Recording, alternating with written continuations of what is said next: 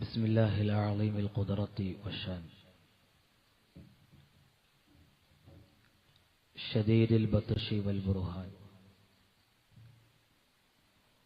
حافظ الدين والقرآن بسم الله ما شاء الله كان بسم الله ما شاء الله كان وما لم يشأ لم يكن لا حول ولا قوة إلا بالله العلي العظيم.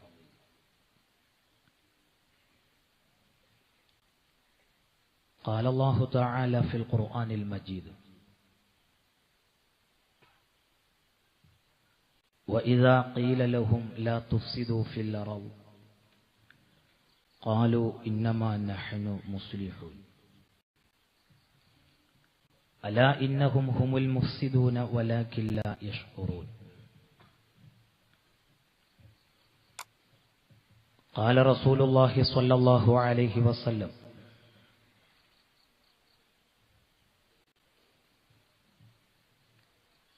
خيركم قرني ثم الذين يلونهم ثم الذين يلونهم.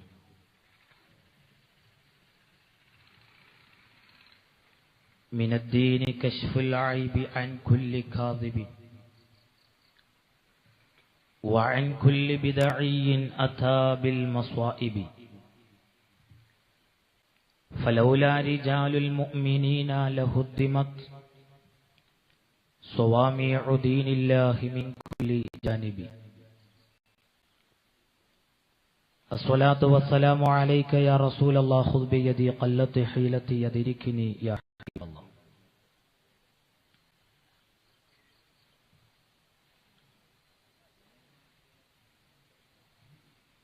ആദരണീയരായ സാദാത്തുക്കളെ,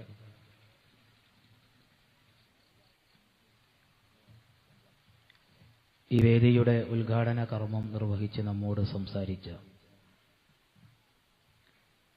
സ്ഥലം മുദരിസ് കൂടെയായ അഹ്സനി ഉസ്താദ് അവറുകളെ,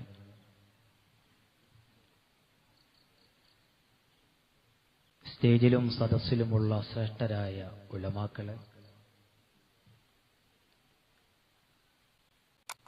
മാന്യ കാരണവന്മാരെ, സഹോദരങ്ങളെ, സുഹൃത്തുക്കളെ,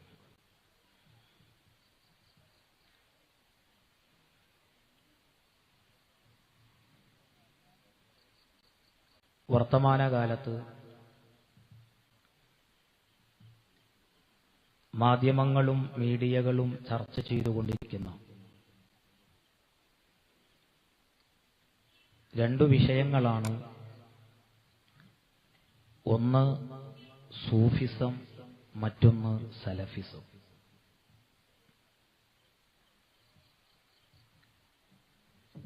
വിദേശ രാജ്യങ്ങളിലിരുന്ന്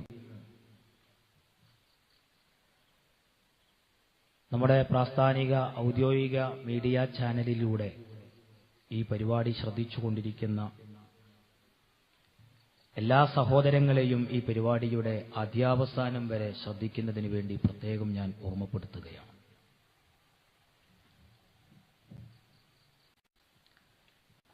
നാം ഇവിടെ ഒരുമിച്ച് കൂടിയിട്ടുള്ളത് പ്രധാനപ്പെട്ട ഒരു വിഷയം പൊതുജനങ്ങളോട് തുറന്നു പറയുന്നതിന് വേണ്ടിയാണ്.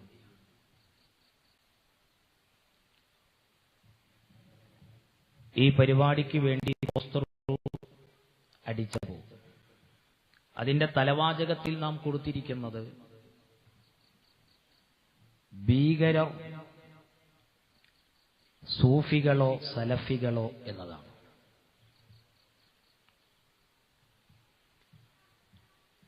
ഇവിടെ ഒരു പരിപാടി ഇസ്ലാമിന്റെ പേരിൽ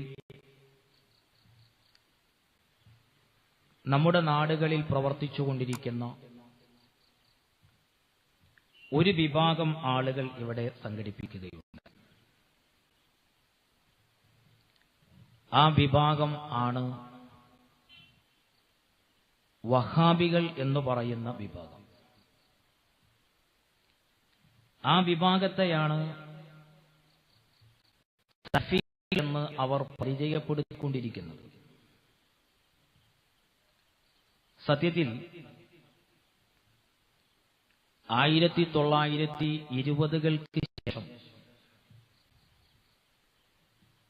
കേരളത്തിൽ പിറവിയെടുത്തിട്ടുള്ള ഈ ഭീകര പ്രസ്ഥാനം അതിന്റെ അപകടങ്ങളെക്കുറിച്ച് കേരളീയ സമൂഹത്തെ ബോധവൽക്കരിച്ച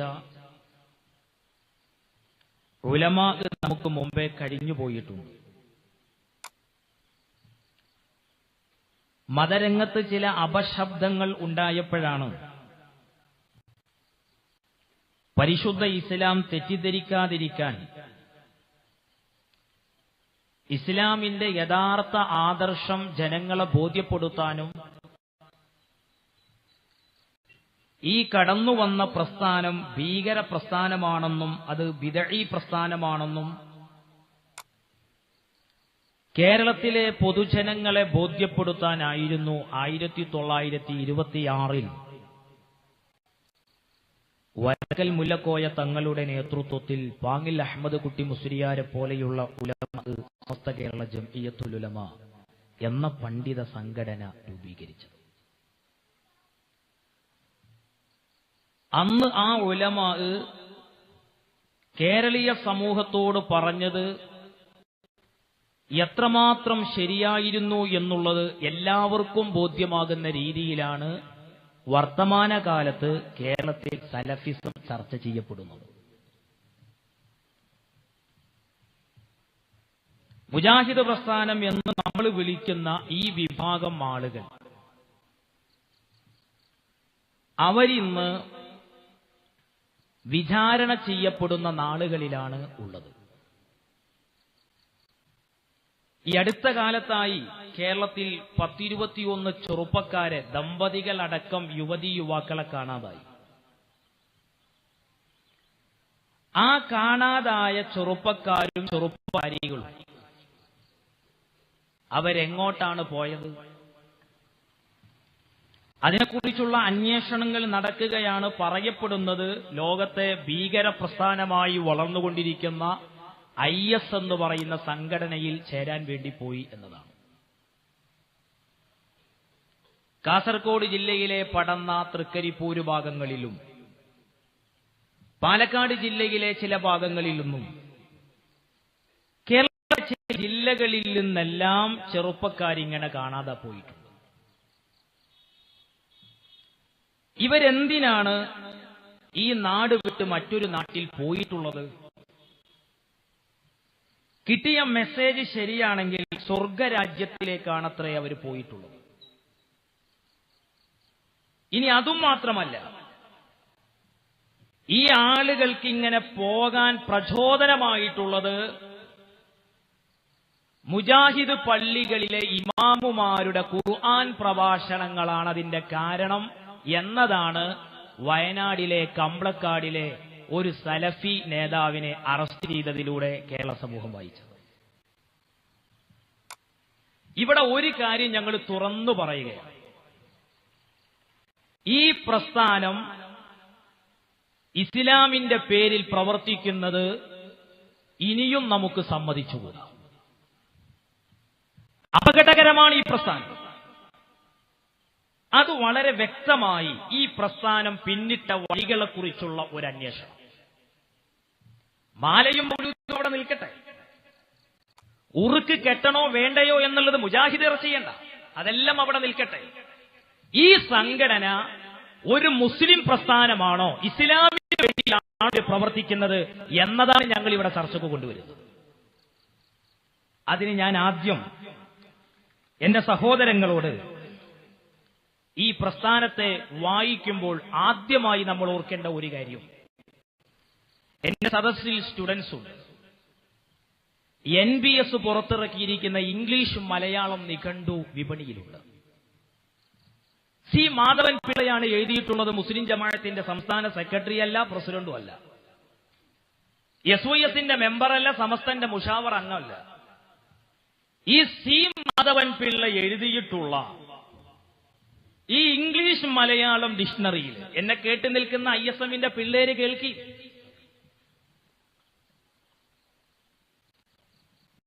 എല്ലാവരും കേട്ടു നിൽക്കി. ഈ നിഘണ്ടുവില് W എന്ന വഹാബി എന്ന് പറയുന്ന ഒരു വാക്കിന്റെ അർത്ഥം സി മാധവൻ പിള്ള കൊടുക്കുന്നത് എന്താണെന്നറിയോ? ഞാൻ പറഞ്ഞുതരാം. വഹാബി WAHABI വഹാബി എന്ന വാക്കിന്റെ അർത്ഥം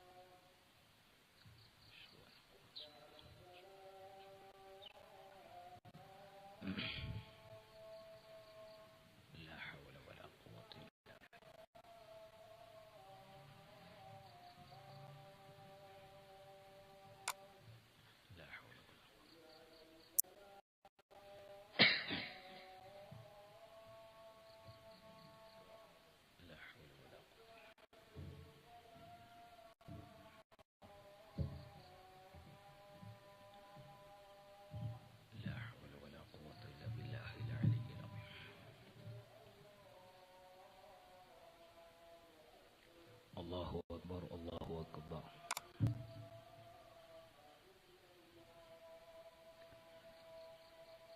لا إله إلا الله رب هذه الدعوات التامة الصلاة القائمة محمد رسول الله والفضيلة شفاعته يوم القيامة إنك لا تخلف. ഈ പദത്തിന്റെ അർത്ഥം സി മാധവൻ പിള്ള നൽകിയിട്ടുള്ളത് ഒരു മുഹമ്മദീയ തീവ്രവാദി വിഭാഗം, അതിലെ അംഗം അബ്ദുൽ വഹാബ്, അദ്ദേഹം സ്ഥാപിച്ച ഒരു മുഹമ്മദീയ തീവ്രവാദി വിഭാഗം. ഇതാരാ പറയുന്നത്? എന്തുകൊണ്ടാണ് ഇങ്ങനെയുള്ള നിഘണ്ടുവിൽ ഈ ഭീകര പ്രസ്ഥാനത്തെ ഈ നിലക്കു തന്നെ പരിചയപ്പെടുത്തിയത്? അവിടെയാണ് ഇന്ന് ലോകത്തിന്റെ ഉറക്ക് കെടുത്തിക്കൊണ്ടിരിക്കുന്ന ചില പ്രസ്ഥാനങ്ങളുണ്ട്.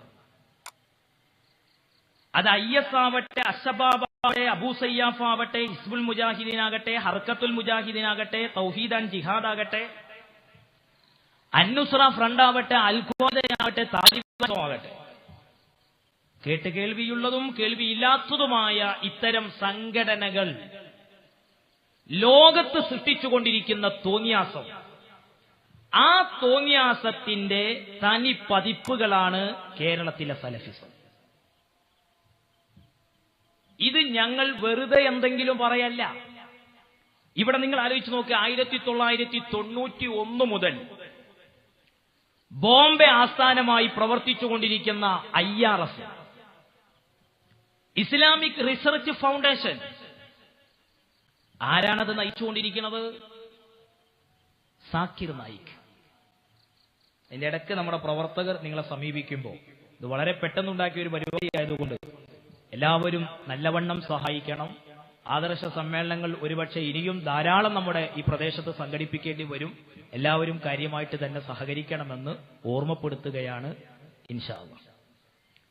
ഈ സാക്കിർ നായിക്, അദ്ദേഹത്തിന്റെ പ്രഭാഷണങ്ങൾ ചെറുപ്പക്കാര് ഭീകര സംഘടനകളിൽ ചേക്കേറാൻ കാരണമാകുന്നുണ്ട് എന്ന് ചിലർ പറയുന്നു. അതിന്റെ ശരിയും തെറ്റും എനിക്കറിയില്ല. പക്ഷെ ഒരു കാര്യം നമുക്കറിയാം, സാക്കിർ നായിക്ക് പറയുന്നത് സലഫി ധാരയാണ്, സലഫി ചിന്ത ആശയങ്ങളാണ്. അതിൽ ഒരു സംശയമില്ലല്ലോ. അതുകൊണ്ട് തന്നെയാണ് മുസ്ലിം ജമാഅത്തോ അല്ലെങ്കിൽ കേരളത്തിലെ പണ്ഡിത സംഘടന സാക്കിർ നായിക്കിന്റെ കാര്യത്തിൽ ഒരു വ്യക്തമായ നിലപാട് ഈ കാര്യത്തിൽ എടുക്കാതിരിക്കുന്നത്. സലഫി പ്രസ്ഥാനം സംശയിക്കപ്പെടേണ്ട പ്രസ്ഥാനമാണ്. അത് ഞാൻ വെറുതെ എന്തെങ്കിലും പറയല്ല. സാക്കിർ നായിക്കിനെ സംരക്ഷിക്കാൻ വേണ്ടി ചിലര് തെരുവിലിറങ്ങി ബാനറായിട്ട് എന്താ ആവേശം, എന്തായിരുന്നു ആരോപണം എന്നറിയോ? സാമ്രാജ്യത്വത്തിന്റെ ഹിഡൻ അജണ്ടയാണ് സാക്കിർ നായിക്കിനെതിരെ നടക്കുന്നത് എന്ന ചില ആളുകളുടെയൊക്കെ വലിയ വായിലുള്ള സംസാരം. വളരെ വ്യക്തമായിട്ട് നമുക്കറിയാം, സലഫി പ്രസ്ഥാനം സംശയത്തിന്റെ നിഴലിൽ നിൽക്കുമ്പോൾ രക്ഷപ്പെടുത്താൻ കാണിക്കുന്ന ഈ ആവേശമുണ്ടല്ലോ, കേരളത്തിലെ മുസ്ലിം സമുദായം അത് തിരിച്ചറിയും, കേരളത്തിലെ മുസ്ലിം സമൂഹം അത് തിരിച്ചറിയും. എങ്കിലും ഞാൻ ചോദിക്കട്ടെ, സാമ്രാജ്യത്വത്തിന്റെ ഹിഡൻ അജണ്ട പ്രകാരം ഈ രാജ്യത്ത് നടന്നുകൊണ്ടിരിക്കുന്ന ന്യൂനപക്ഷ വേട്ട എന്തേ ഇത്തരം പ്രസ്ഥാനങ്ങൾ കാണാതെ പോയത്? 9.5 കൊല്ലം അബ്ദുൽ സർമദിനി കോയമ്പത്തൂർ ജയിലിൽ കിടന്നു. ഞാൻ എന്നെ കേട്ടു നിൽക്കുന്ന എല്ലാ രാഷ്ട്രീയ സഹോദരങ്ങളോടും ചോദിക്കട്ടെ, 9.5 കൊല്ലത്തിന് ശേഷം കോടതി അയാളെ വെറുതെ വിട്ടു, അല്ലേ? കോടതി അയാളെ വെറുതെ വിട്ടു. അയാളുടെ പേരിൽ പറയപ്പെടുന്ന ആരോപണങ്ങൾക്കൊന്നും ഉണ്ടായില്ല. 9.5 കൊല്ലം അദ്ദേഹത്തിന്റെ ആയുസ്സിൽ നിന്ന് ജയിലറക്കുള്ളിൽ തളച്ചിടേണ്ടി വന്നു. വീണ്ടും അദ്ദേഹത്തെ വേട്ടയാടി കർണാടക പരപ്പന അഗ്രഹാര ജയിലിൽ കൊണ്ടുപോയി തളച്ചിട്ടു. സാക്കിനായി പിക്ചറും വെച്ച് തെരുവിലിറക്കിയ സമുദായ സ്നേഹം കാണിച്ചവർ എവിടെയായിരുന്നു ഈ മനുഷ്യന്റെ കാര്യത്തിൽ? എവിടെയായിരുന്നു എന്ന് മാന്യമായിട്ട് ചോദിക്കാൻ ഞങ്ങൾ ആഗ്രഹിക്കാം. എങ്കിൽ ഞങ്ങൾക്ക് അഭിമാനത്തോടൊരു കാര്യം പറയാം, ഞങ്ങൾ എന്തെങ്കിലും ഒരു വിഷയമല്ല പറയുന്നത്. ഇനി ഈ പ്രസ്ഥാനം എന്തുകൊണ്ട് എതിർക്കപ്പെടണം? ചരിത്രം വായിക്കണം. വഹാബി പ്രസ്ഥാനം കാണിച്ചിട്ടുള്ള ക്രൂരതയുടെ ചരിത്രം നമുക്ക് വായിക്കാം. ഇതിന്റെ അനന്തര ഫലം എന്താണെന്നറിയോ? ഇസ്ലാം തെറ്റിദ്ധരിപ്പിക്കപ്പെട്ടുപോയി. ഇസ്ലാം ശാന്തിയുടെ മതമാണ്, ഇസ്ലാം സമാധാനത്തിന്റെ മതമാണ്. താടി ഭീകരതയുടെ അടയാളമായി ഇന്ന് മീഡിയകൾ ചിത്രീകരിക്കുന്ന അവസ്ഥയിലെത്തി, അല്ലേ? ഇസ്ലാമിനെ സംശയത്തോടെ നോക്കിക്കാണുന്ന ഒരു സാഹചര്യമുണ്ടായി. നാട്ടിലെ സംഘപരിവാർ സംഘടനകൾ ഏത് കാലത്തും പറയുന്നതാണ് കേരളത്തിൽ ആസൂത്രിതമായി മുസ്ലിം ഭീകരത ശക്തിപ്പെട്ടുകൊണ്ടിരിക്കുന്നുണ്ട് എന്ന്. ആ സംഘപരിവാറുകൾക്ക് വളം വെച്ചു കൊടുക്കുന്ന പ്രവർത്തനമാണ് കേരളത്തിലെ മുജാഹിദ് പ്രസ്ഥാനത്തിൽ നിന്നുണ്ടായിക്കൊണ്ടിരിക്കുന്നത്. നിങ്ങൾ ആലോചിച്ചു നോക്ക്, ഞാൻ എന്തെങ്കിലും പറയല, ഉദാഹരണങ്ങൾ വായിച്ചു തരാം. കേരളത്തിൽ ഇന്ന് പ്രവർത്തിച്ചുകൊണ്ടിരിക്കുന്ന മുജാഹിദ് പ്രസ്ഥാനം, ആ പ്രസ്ഥാനം സ്ഥാപിച്ചിട്ടുള്ളത് ആരുടെ ആശയത്തിൽ നിന്നാണ് ഈ പ്രസ്ഥാനം ഉടലെടുത്തിട്ടുള്ളത്? ഇത് ഇസ്ലാഹി പ്രസ്ഥാന ചരിത്രത്തിനൊരു ആമുഖം എന്ന് പറയുന്ന പുസ്തകം. സലഫി പ്രസ്ഥാനം ഒരു ആശയ പ്രതിസന്ധിയിൽ പെട്ടപ്പോ രാപ്പകലില്ലാതെ സെമിനാർ നടത്തി ക്യാമ്പയിൻ ആചരിച്ചുകൊണ്ടിരിക്കുന്ന ഒരു ഘട്ടമുണ്ട്. ഈ പുസ്തകമൊന്ന് വായിക്കുക, ഒഴിവുണ്ടാകുമ്പോ. കുട്ടശ്ശേരി മുഹമ്മദ് മൗലവി എഴുതിയ പുസ്തകം വിപണി കിട്ടൂല. ഈ പുസ്തകം മുജാഹിദ് സെന്റർ കോഴിക്കോട് നിന്ന് പുറത്തിറക്കിയ പുസ്തകമാണ്. ആ പുസ്തകത്തിൽ നോക്കൂ നിങ്ങൾ, ഇതിൽ ഷൗക്കാനിയെയും ജമാലുദ്ദീൻ അഫ്ഗാനിയെയും ഇബ്നു തൈമിയെയും ഇബ്നു അബ്ദുൽ വഹാബിനെയും ഒക്കെ നന്നായിട്ട് പറയുന്നുണ്ട്. ഇബ്നു അബ്ദുൽ വഹാബിനെ കുറിച്ച് പറയുന്നു 13-ാമത്തെ പേജിൽ, വഹാബി പ്രസ്ഥാനമെന്ന് എതിരാളികളും മുവഹിദുകൾ എന്ന് അനുകൂലികളും വിളിക്കുന്ന ചിന്താധാരയേതോ അതിന്റെ പ്രഭാവ കേന്ദ്രമായ ഷെയ്ഖ് മുഹമ്മദ് ബിൻ അബ്ദുൽ വഹാബ് 1703 നെജിദിൽ ഭൂജാതനായി. നെജിദിൽ ജനിച്ചിട്ടുള്ള ഇബ്നു അബ്ദുൽ വഹാബ്, അതിലേക്ക് ചേർത്തിയിട്ട വഹാബി പ്രസ്ഥാനം എന്ന് നമ്മൾ പറയുന്നത്. വഹാബി പ്രസ്ഥാനം എന്ന് നമ്മൾ അതിലേക്ക് ചേർത്തിയിട്ടാണ് പറയുന്നത്. ഈ മനുഷ്യനിൽ നിന്ന് ആശയം സ്വീകരിച്ചുകൊണ്ട് പ്രവർത്തിക്കുന്ന സംഘടനയാണ് കേരളത്തിലെ മുജാഹിദ് പ്രസ്ഥാനം. എന്നാൽ ഇബ്നു അബ്ദുൽ വഹാബിന്റെ ചരിത്രം വളരെ വ്യക്തമായ രീതിയിൽ തന്നെ കേരളത്തിൽ ചർച്ച ചെയ്യപ്പെട്ട ഘട്ടത്തിൽ ഇബ്നു അബ്ദുൽ വഹാബിനെ കുറിച്ച് മുജാഹിദ് നേതാവല്ല അദ്ദേഹമെന്ന് ഉമർ മൗലവി അദ്ദേഹം സൽസബീലിൽ 1996 ജൂലൈ മാസത്തിലെ സൽസബീലിൽ 45-ാമത്തെ പേജിൽ ഉമർ മൗലവി എഴുതുന്നത് ഞാൻ വായിച്ചു തരാം. ഇബ്നു അബ്ദുൽ വഹാബിനെ ഉമർ മൗലവി തള്ളി എഴുതിയത് ഞാൻ വായിച്ചു തരാം. കൊണ്ട് എഴുതിയത് മുജാഹിദീങ്ങൾ കേട്ടോളി. മുജാഹിദ് പ്രസ്ഥാനത്തിന്റെ നേതാവായിട്ട് അവര് പരിചയപ്പെടുത്തുകയാണ്. ഇസ്ലാഹി പ്രസ്ഥാന ചരിത്രത്തിനൊരു ആമുഖം എന്ന പുസ്തകത്തിൽ ഞാൻ വായിച്ചു. എന്ന തള്ളുന്നത് കേട്ടോളൂ. ഉമർ മൗലവി അദ്ദേഹം എഴുതുകയാണ് സൽസബീലിൽ, കേരളത്തിലെ സലഫികളെ ഷെയ്ഖ് മുഹമ്മദ് ബിൻ അബ്ദുൽ വഹാബിന്റെ അനുയായികളായി ലേഖകൻ വിശേഷിപ്പിച്ചത് കളവാകുന്നു. ഞങ്ങൾ അദ്ദേഹത്തിന്റെ അനുയായികളല്ല. പിന്നെ ഞങ്ങൾ ആരനുയായികളാ? റസൂലിന്റെ അനുയായികൾ ഏതായാലും നിങ്ങളല്ല, അത് ഉറപ്പാ. പിന്നെ നിങ്ങൾ ആരനുയായികൾ നിങ്ങൾ പറയണോ? നിങ്ങൾ ആരനുയായികളാ നിങ്ങൾ പറയും. ഉമർ മൗലവി എഴുതുകയാണ്, ഞങ്ങൾക്ക് യോജിക്കാൻ കഴിയാത്ത ചില വിഷയങ്ങൾ അദ്ദേഹത്തിനുണ്ട്. എന്താ വിഷയോ? അദ്ദേഹം കുറെ മനുഷ്യരെ കൊന്നിട്ടുണ്ട്. അതല്ല വിഷയം. ആ കൊന്നതെവിടെ? ചരിത്രം ഞാൻ വായിച്ചുതരാ. നിങ്ങൾക്ക് സ്വീകാര്യനായ വ്യക്തി എഴുതി വെച്ചത്. അതുകൊണ്ടാണ് ഞങ്ങൾ സലഫികൾ ഭീകരരാന്ന് പറയുന്നത്. ഇനി നോക്കിക്കോളി, യോജിക്കാൻ കഴിയാത്ത ചില വിഷയങ്ങൾ അദ്ദേഹത്തിനുണ്ട്. എന്താ വിഷയം അറിയോ? അദ്ദേഹം ഹംബലി മദ്ഹബുകാരനാണ്. അത് ശരിയാ. ഇബ്നു അബ്ദുൽ വഹാബ് ഇവരുടെ സ്ഥാപക നേതാക്കളൊക്കെ മദ്ഹബ് സ്വീകരിച്ചവരായിരുന്നു. ഈ നാട്ടിലുള്ള മുജാഹിദീങ്ങളുണ്ടല്ലോ, ഓല് വലിയ സംഭവ. അവര് ചോദിക്കുന്നറിയോ, ഞമ്മക്കെന്തിനാ 4 മദ്ഹബ്? എന്നിട്ട് 4000 മദ്ഹബായിട്ട് ഉണ്ടാക്കി തീർത്തത്. അതിട്ട് ഓല് അറിയണില്ല. ഖുർആനും സുന്നത്തൊക്കെ നമ്മളെ കയ്യിലില്ലേ, ഞമ്മക്ക് അത് നോക്കിയിട്ടാണ് ദീൻ പറഞ്ഞാ പോരെ. എത്ര ഉണ്ട് കേരളത്തില്? 8-10 ഗ്രൂപ്പ് ഉണ്ടല്ലോ. ചുവക്കുട്ടിയും പിന്നെ ജിന്നും ഷെയ്ത്താനും ആടും കോയും പോത്തൊക്കെ ആയിട്ട് ഏതെങ്കിലും ഒരു ഗ്രൂപ്പിലെ നേതാവിന് ഖുർആനും ഹദീസും അനുസരിച്ചിട്ട് ഒരു ദീൻ പറയാൻ പറ്റുന്ന എത്ര സാധനം ഉണ്ട് നിങ്ങളെ കൂട്ടത്തില്? ഞങ്ങൾക്കൊന്ന് കാണാൻ കൂടി ഉണ്ടായിരുന്നു അല്ലേ? എത്ര ഉണ്ട് നിങ്ങളെ കൂട്ടത്തില്? നിങ്ങൾ ഈ കോലത്തില് ദീനോണ്ട് പിന്നെ പന്താടി, ദീനിനെ നിങ്ങൾ പയ്യിലെടുത്ത് പന്താടി, അതിന് അനന്തര ഫലങ്ങൾ അനുഭവിക്കാൻ നിങ്ങൾ അനുഭവിക്കണം. മുസ്ലിം സമുദായത്തിന് സന്തോഷം ഉണ്ടാവുള്ളൂ. കാരണം ഈ സമുദായത്തെ ഭിന്നിപ്പിച്ചത് നിങ്ങളാ. ഒരു മാലയിലും മുത്തുമണികളെ പോലെ കഴിഞ്ഞുകൂടിയ കേരള മുസ്ലിമീങ്ങളെ ശിർക്കും കുഫറും പറഞ്ഞു വന്ന്, എന്ത് ശിർക്ക്? നിങ്ങൾക്ക് ഇരിഞ്ഞുകൂടാ ശിർക്ക് എന്താന്ന്? നിങ്ങളിപ്പോ പഴയകാലത്ത് ശിർക്കാക്കിയ കാര്യം ഇപ്പൊ തൗഹീദാക്കി ചങ്ങായിമാരെ. ഇന്നലെ ഉണ്ടായിരുന്ന തൗഹീദ് ഇപ്പൊ എത്ര ശിർക്കായി അല്ലേ? തൗഹീദിന്റെ 3ാമത്തെ പാർട്ട് അസ്മാഉ വസിഫാത്ത് പുളിക്കല് മദീനത്തുൽ ഉലൂമില് ഏത് കൊല്ലത്തിലാ തീരുമാനമെടുത്തത്? അതിനു മുമ്പ് മരിച്ചുപോയൊരു 2004 അല്ലേ? അതിനു മുമ്പ് മരിച്ചുപോയ ഒരൊറ്റൊന്നും തൗഹീദ് ഉൾക്കൊണ്ടാണ് ജീവിച്ചു മരിച്ചു എന്നല്ലേ നിങ്ങൾ പറയുന്നത്? അപ്പൊ ഇരിക്കട്ടെ, ഞാൻ അതിലേക്കൊക്കെ വരുന്നുണ്ട്. ആദ്യം നിങ്ങളെ ചരിത്രപരമായിട്ട് ഒരു പോസ്റ്റ്മോർട്ടം ഞങ്ങൾ ചെയ്യുന്നത്. അതിനുശേഷം നമുക്ക് വേണമെങ്കിൽ മുജാഹിദും സുന്നിയും തമ്മിൽ കുറെ തർക്കമുണ്ട്. ഞാൻ ഇവിടെ കേട്ടത് മാലി മൗലൂദ് എത്ര അവൾക്ക് പറയല്ലേ. അതിലെന്താ പൊന്നൊരുക്കണോടത്ത് പൂച്ചക്ക് എന്താ കാര്യം? കാളി മുഹമ്മദിന്റെ മാല ചർച്ച ചെയ്യാൻ വഹാബിക്ക് എന്താ അവകാശം? അത് ഞങ്ങൾ ചർച്ച ചെയ്തുകൊണ്ട് ഞങ്ങളെ മാല ഞങ്ങൾ ചർച്ച ചെയ്തുതരാം. അതിലെന്താ തെറ്റെന്നുള്ളതും തെറ്റൊക്കെ പറയാൻ പറ്റിയ സാധനം ഏതെങ്കിലും കേട്ടിക്കണ ഒരു വഹാബിണ്ടെങ്കിൽ മുഹ്യിദ്ദീൻ മാല കാളി മുഹമ്മദ് കുറ്റിച്ചിറയിൽ അന്ത്യവിശ്രമം കൊള്ളുന്ന 400 ചില്ലം കൊല്ലം മുമ്പ് വഫാത്തായി പോയ 400 ചില്ലം പഴക്കമുള്ള മുഹ്യിദ്ദീൻ മാലയിലെ ഒരവരി ഇസ്ലാമിക വിരുദ്ധമാണെന്ന് ആണായി പറഞ്ഞൊരു വഹാബിക്ക് തെളിയിക്കാൻ കഴിയും. നിങ്ങൾ പറയുന്ന പണിയെടുക്കും. നിങ്ങൾ ആരോടായി നുണ പറയുന്നത്? പാതി അബ്ദുൽ ഖാദർ മുസ്ലിയാർ ചെങ്ങായിമാരെ, കേരളത്തിൽ നിങ്ങൾ അലവി മൗലവിയായിട്ട് ഈ വിഷയത്തിൽ ചർച്ച നടന്നതാ. നിങ്ങൾക്കറിയോ, അലവി മൗലവിന്റെ ചെരുപ്പ് കയ്യെ വെള്ളം എടുക്കുക, ആ ചെരുപ്പ് കയ്യെ വെള്ളം കുടിക്കാനുള്ള യോഗ്യത ഏതായാലും ഇപ്പത്തോ വഹാബിക്കില്ലല്ലോ. അയാളിൽ മാത്രം നിങ്ങൾക്കില്ലല്ലോ. ഞങ്ങൾക്ക് അയാൾ ഉത്തിരിയല്ല. പാതി ഉസ്താദ് എന്ന് പറയുന്ന സിംഹം, സമസ്തന്റെ ആദർശ പോരാളി. അന്ന് അലവി മൗലവി ഇങ്ങനെ പാതി ഉസ്താദ് ഇങ്ങനെ ഓരോ വരിന്റെ അർത്ഥം പറഞ്ഞു കൊടുക്കുമ്പോ ഇയാളെന്താ പറയാറിയോ? മുസ്ലിയാർ പറഞ്ഞ മാതിരിയാണ് അർത്ഥമെങ്കിൽ കുഴപ്പമൊന്നും കാണില്ല. എന്നാ ഞാൻ അടുത്ത വരി പാടുകൂടി പറയും. അപ്പൊ ആ വരിക്ക് അർത്ഥം കൊടുക്കും. അപ്പൊ അവർ മുസ്ലിയാർ പറഞ്ഞ മാതിരിയാണെങ്കിൽ കുഴപ്പമൊന്നും കാണില്ല.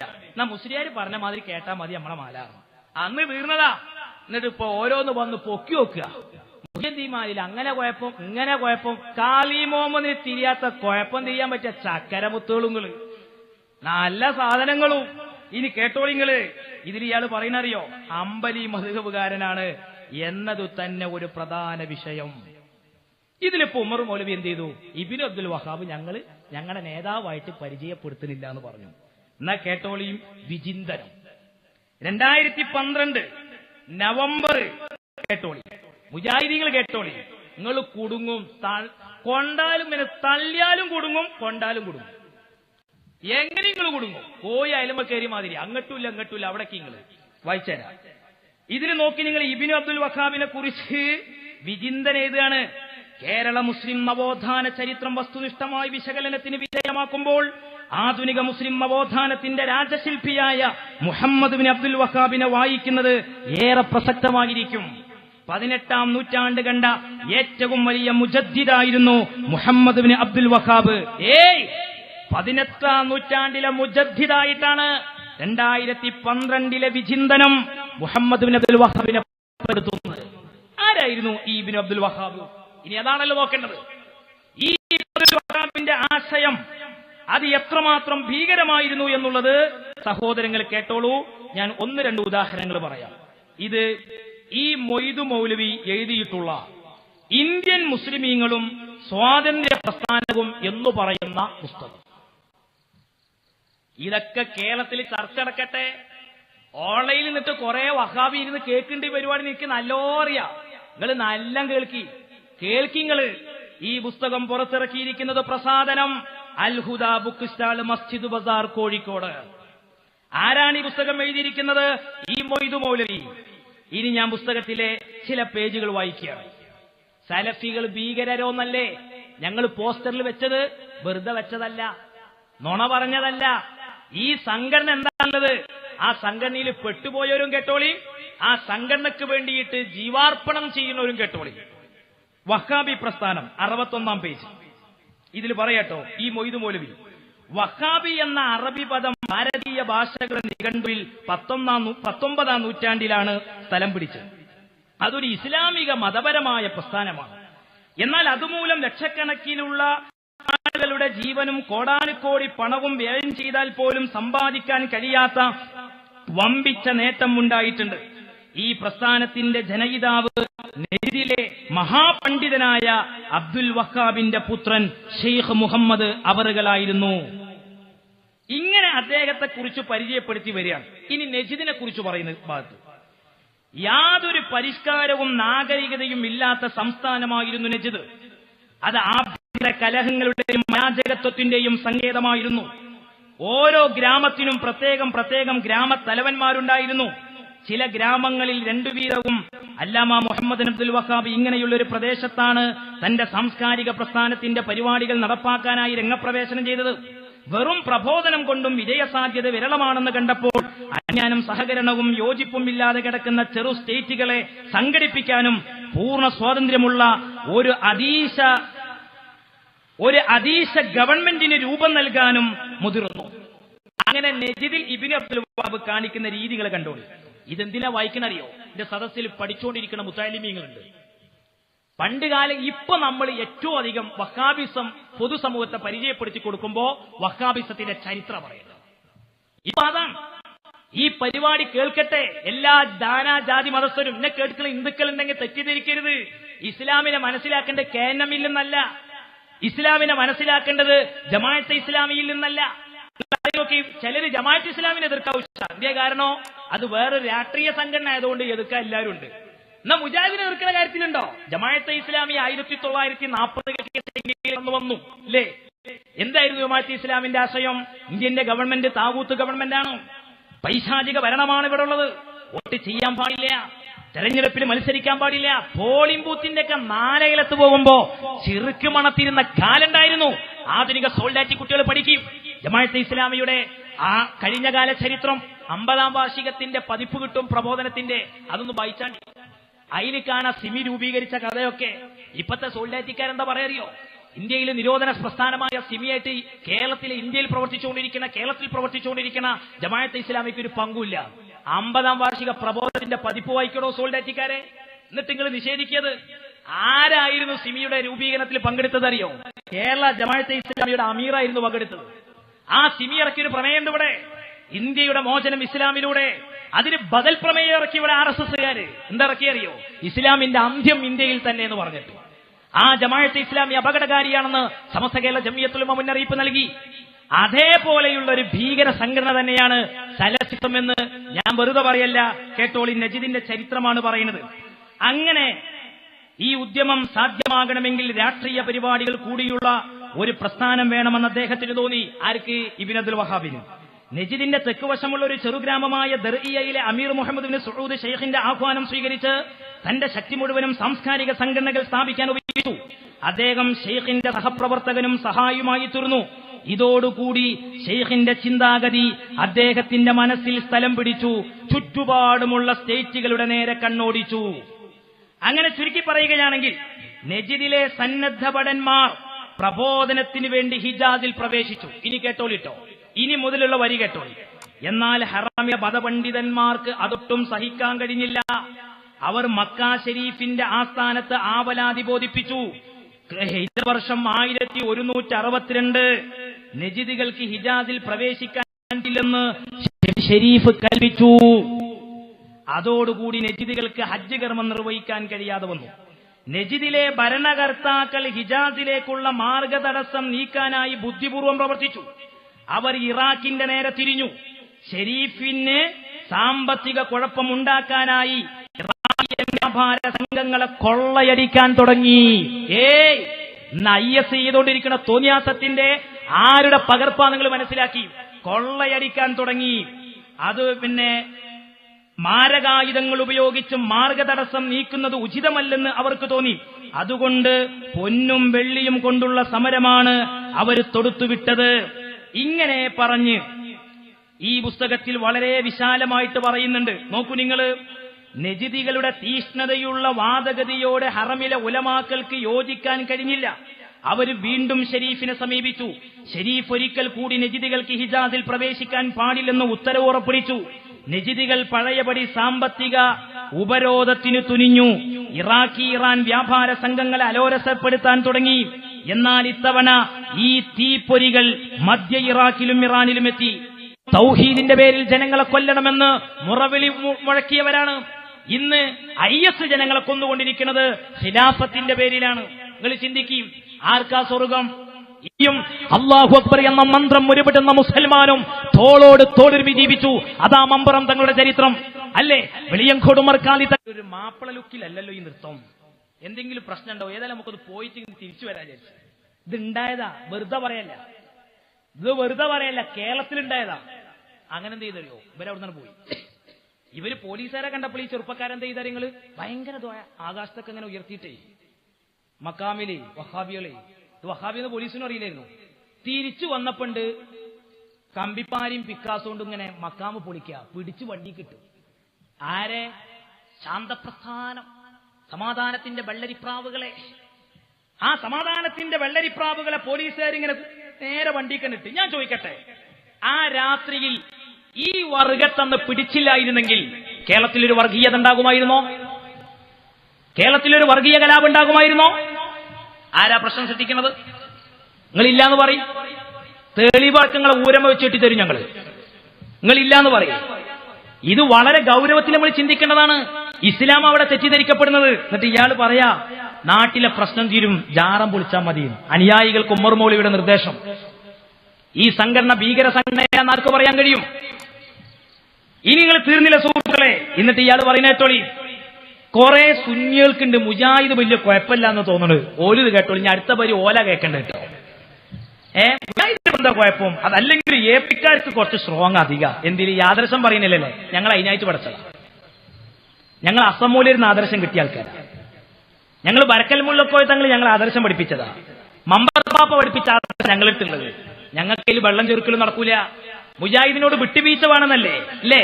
ഒരു അഡ്ജസ്റ്റ്മെന്റ് ഒരു നല്ലതല്ലേ പറയുന്നല്ലേ? കേട്ടോളിങ്ങള്, ഈ പുസ്തകത്തിന്റെ 7-ാം പേജ് നിങ്ങൾ എഴുതിയത് ഞാൻ മൈക്കിൽ വായിച്ചു എന്നുള്ള തെറ്റേ ഞാൻ ചെയ്തിട്ടുള്ളൂ. നിങ്ങൾ എല്ലാവരും കൂടി ഇന്ന കുറ്റം പറയാൻ നിൽക്കണ്ട. നിങ്ങൾ എഴുതിയത് മൈക്കിൽ വായിച്ചപ്പോ നാളെ ആള് കേട്ടു, അത്രയല്ലേ ഉള്ളൂ. കേട്ടോളി. ഹേ സുന്നികളെന്ന് വെറുതെ പറയുന്നവരെ, പരിശുദ്ധ കലിമയുടെ സാരം ശരിക്ക് ഗ്രഹിച്ച് ആത്മാർത്ഥമായി കലിമ ഉച്ചരിച്ച് പക്ഷാത്തപത്തിന്റെ മനസ്സുമായി ഇസ്ലാമിലേക്ക് ഹൃദയപൂർവ്വം കടന്നുവരുവീൻ. കലിമക്ക് വിരുദ്ധമായതൊക്കെ അവസാനിപ്പിക്കുവീൻ. ജാറങ്ങൾ തകർക്കാൻ കഴിവില്ലെങ്കിൽ മനസ്സുകൊണ്ടതിനെ വെറുക്കെങ്കിലും ചെയ്യുവീൻ. അപ്പൊ നമ്മളൊക്കാരാ? നമ്മളോട് ഇസ്ലാമിക്ക് വരാൻ അമ്മർ മൗലവി എന്ന് പറയുന്ന മനുഷ്യൻ പറയുന്നത്. അപ്പൊ നമ്മളാരാ? ഇസ്ലാമിന്റെ പുറത്തുള്ളവരാന്നല്ലേ? ഞാൻ ഇവരോട് ഞാനൊരു കാര്യം പറയാം. ഞങ്ങളിപ്പോ ഈ ഒരു ആദർശ പരിപാടി വെക്കുമ്പോ പല മുസ്ലിം ചെറുപ്പക്കാർക്കും പല മീനുണ്ടാവും. നിങ്ങളൊന്ന് ആലോചിച്ച് നോക്കി. ഇവിടെ ഒരു ഭാഗത്ത് വർഗീയത ശക്തിപ്പെട്ടുകൊണ്ടിരിക്കുക, ഫാസിസം പിടിമുറുക്കിക്കൊണ്ടിരിക്കുക. ഈ സമയത്ത് മുസ്ലിങ്ങൾ ഐക്യപ്പെടണം വേണമെന്ന അഭിപ്രായമുള്ളവരാ ഞങ്ങൾ വേണമെന്ന അഭിപ്രായമുള്ളവരാ. അതുകൊണ്ടാണ് പാതാളം വരെ ഐക്യത്തിന്റെ കാര്യത്തിൽ മഹാനായ കാന്തപുര ഉസ്താദ് താന്ന് സംസാരിക്കുന്നത്. പക്ഷെ ഐക്യം എന്ന് പറഞ്ഞാല് ആ നെയ്ച്ചോറും ബിരിയാണി ഒരു ചെമ്പ് വെച്ചിട്ട് അതിന്റെ ചുറ്റും വട്ടത്തിൽ നിന്ന് തിന്ന് പിരിയുന്ന ഐക്യമല്ല. ആ ഐക്യം ഞങ്ങൾക്ക് വേണ്ട. ഐക്യ ആദർശത്തിലുള്ള ഐക്യമാണ്.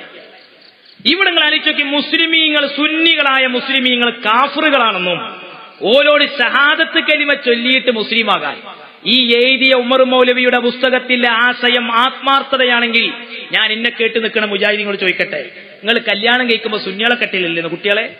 നിങ്ങൾ ആദ്യം നിക്കാഹ് കഴിക്കുന്നതിന് മുമ്പ് മോളെ ഇച്ചനെ പെരുത്ത് ഇഷ്ടപ്പെട്ടിരിക്കണ്, സംഭവിച്ചിന്റെ പുതിയ നയിച്ച് വരിക. പക്ഷെ പ്രശ്നന്റെ ഞാൻ ഇസ്ലാം മതത്തിലും ഹിജ് വേറെ മതത്തില, അതുകൊണ്ട് ഞാൻ അതിന് ഷായത്തിൽ മല്ലിക്കേ എന്ന് പറഞ്ഞിട്ടോ ഷായത്ത് കൽമ ചൊല്ലിയിട്ട് നിങ്ങൾ എത്രണ്ണത്തിന് കെട്ടീന്? നിങ്ങൾ എത്രണ്ണം കെട്ടിയിട്ടുണ്ട്? നിങ്ങൾ പച്ച മലയാളത്തിൽ എഴുതിയതാ. ഇനി തീർന്നില്ല, ഇനി കേട്ടോളി നിങ്ങൾ. ഇനിയും രസകരമായ സംഭവങ്ങൾ, ഒട്ടനവധി ഉദാഹരണങ്ങൾ. ഞാനിപ്പോൾ അതിലേക്ക് കൂടുതലായിട്ട് കടന്ന് സംസാരിക്കുന്നില്ല. ഇവരുടെ നേതാവ് ആരാണ്? ഒരു നേതാവാണ് സലാം സുല്ലമി എന്ന് പറയുന്ന മനുഷ്യൻ. ആ സലാം സുല്ലമി ഹബീബായ റസൂലുള്ളാഹി സ്വല്ലല്ലാഹു അലൈഹി വസല്ലമ തങ്ങളെ സംബന്ധിച്ച് എഴുതിയത് പണ്ട് ദുൽഖുവൈസിറത്ത് പറഞ്ഞതും ഒരേ ആശയം.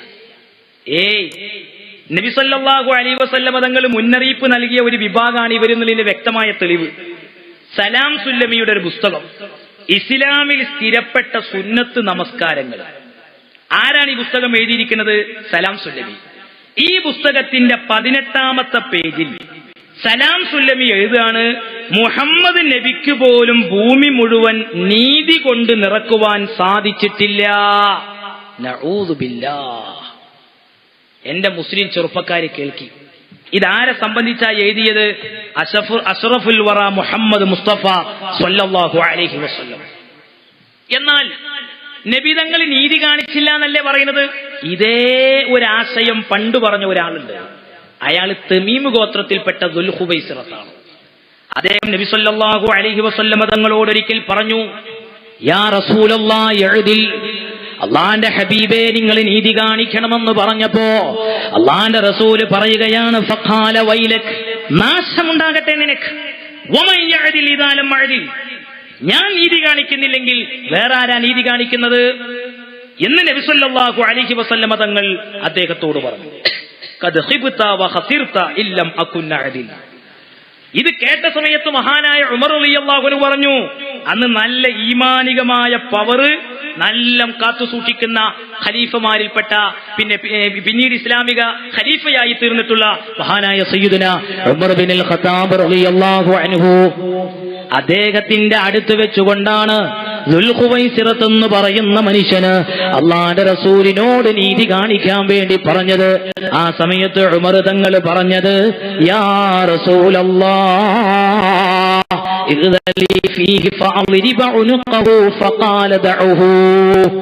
ഉമർ തങ്ങൾ അള്ളാന്റെ റസൂലിനോട് പറയുകയാണ്, നബിയെ ആ മനുഷ്യനെ എനിക്കിങ്ങ് വിട്ടുതാ യാ റസൂലല്ലാഹ്, അവന്റെ പെരടി ഞാൻ വെട്ടിക്കളയാം യാ ഹബീബല്ലാഹ്. അള്ളാന്റെ റസൂലിനോട് നീതി കാണിക്കാൻ വേണ്ടി പറഞ്ഞ ദുൽഖുവൈസിറത്ത് എന്ന് പറയുന്ന മനുഷ്യന്റെ പെരടി ഞാൻ വെട്ടിക്കളയാം യാ റസൂലല്ലാഹ് എന്ന് ഉമർ തങ്ങളും അള്ളാന്റെ ഹബീബിനോട് പറഞ്ഞപ്പോ ഉമർ തങ്ങളോട് മുത്തുനബി തങ്ങൾ പറഞ്ഞു, എന്റെ പ്രിയപ്പെട്ട സുന്നി സഹോദരങ്ങളെ, ആരാ നമ്മുടെ നേതാവ്?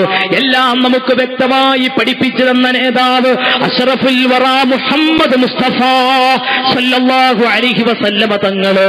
ആ നേതാവ് ഉമർ തങ്ങളോട് പറയുകയാണ്, ഉമറേ അയാളെ വിട്ടേക്ക്, അയാളെ വിട്ടേക്ക്. ഫഇന്ന ലഹു സുഹാബൻ യഹ്ഖിറു അഹദുകും സ്വലാതഹു മഅ സ്വലാതിഹിം വസിയാമഹു മഅ സിയാമിഹിം യഖറഊനൽ ഖുർആന ലാ യുജാവിസു തറാഖിയഹും യംറുഖൂന മിനദ്ദീനി കമാ യംറുഖു സഹ്മു മിനർ റമിയ. എന്തേ റസൂൽ പറഞ്ഞത്? അയാൾക്ക് ചില അനുയായികളുടെ വരാനുണ്ട്, അയാൾക്ക് ചില അനുയായികളുടെ വരാനുണ്ട്. അവരെ നിസ്കാരം കണ്ടല്ലോ, നിങ്ങളെ നിസ്കാരം ഒന്നുമല്ല റസൂല് പറഞ്ഞ കേട്ടോ. വഹാബികളെ പള്ളിയിൽ പോക്ക് കണ്ട വിചാരിക്കും ഭയങ്കര സാധനാണ്. നിങ്ങൾ അതിച്ചോളി, റസൂല് പറഞ്ഞതാ, വലിയ നിസ്കാരക്കാരാ. അങ്ങനെ ഉണ്ടാവും. ഇപ്പൊ വഹാബി ആശയം നാട്ടില് പിന്നെ പബ്ലിസിറ്റി ചെയ്യാൻ വേണ്ടി വരുന്ന സുന്നി വേഷം കെട്ടിയ ഒരു ടീമുണ്ട്, ഓല തബ്ലീഗ് ജമാഅത്ത്. കയ്യിലൊരു അറാക്ക്, ഒരു കയ്യിൽ തസ്ബീമാല, ചട്ടിയും കാലം കോഴി ബിരിയാണി. അല്ല, പെന്റെ പള്ളിയിലൊക്കെ വന്നിരുന്നു, ക്യാമ്പായിട്ട് വരിക ചെയ്യാം. അപ്പൊ അവിടെ ഉണ്ട് ഓല് ഒന്നായിട്ട് പള്ളിയിൽ വന്ന ദിവസ ജുമാക്ക് ഉള്ള ടൈം.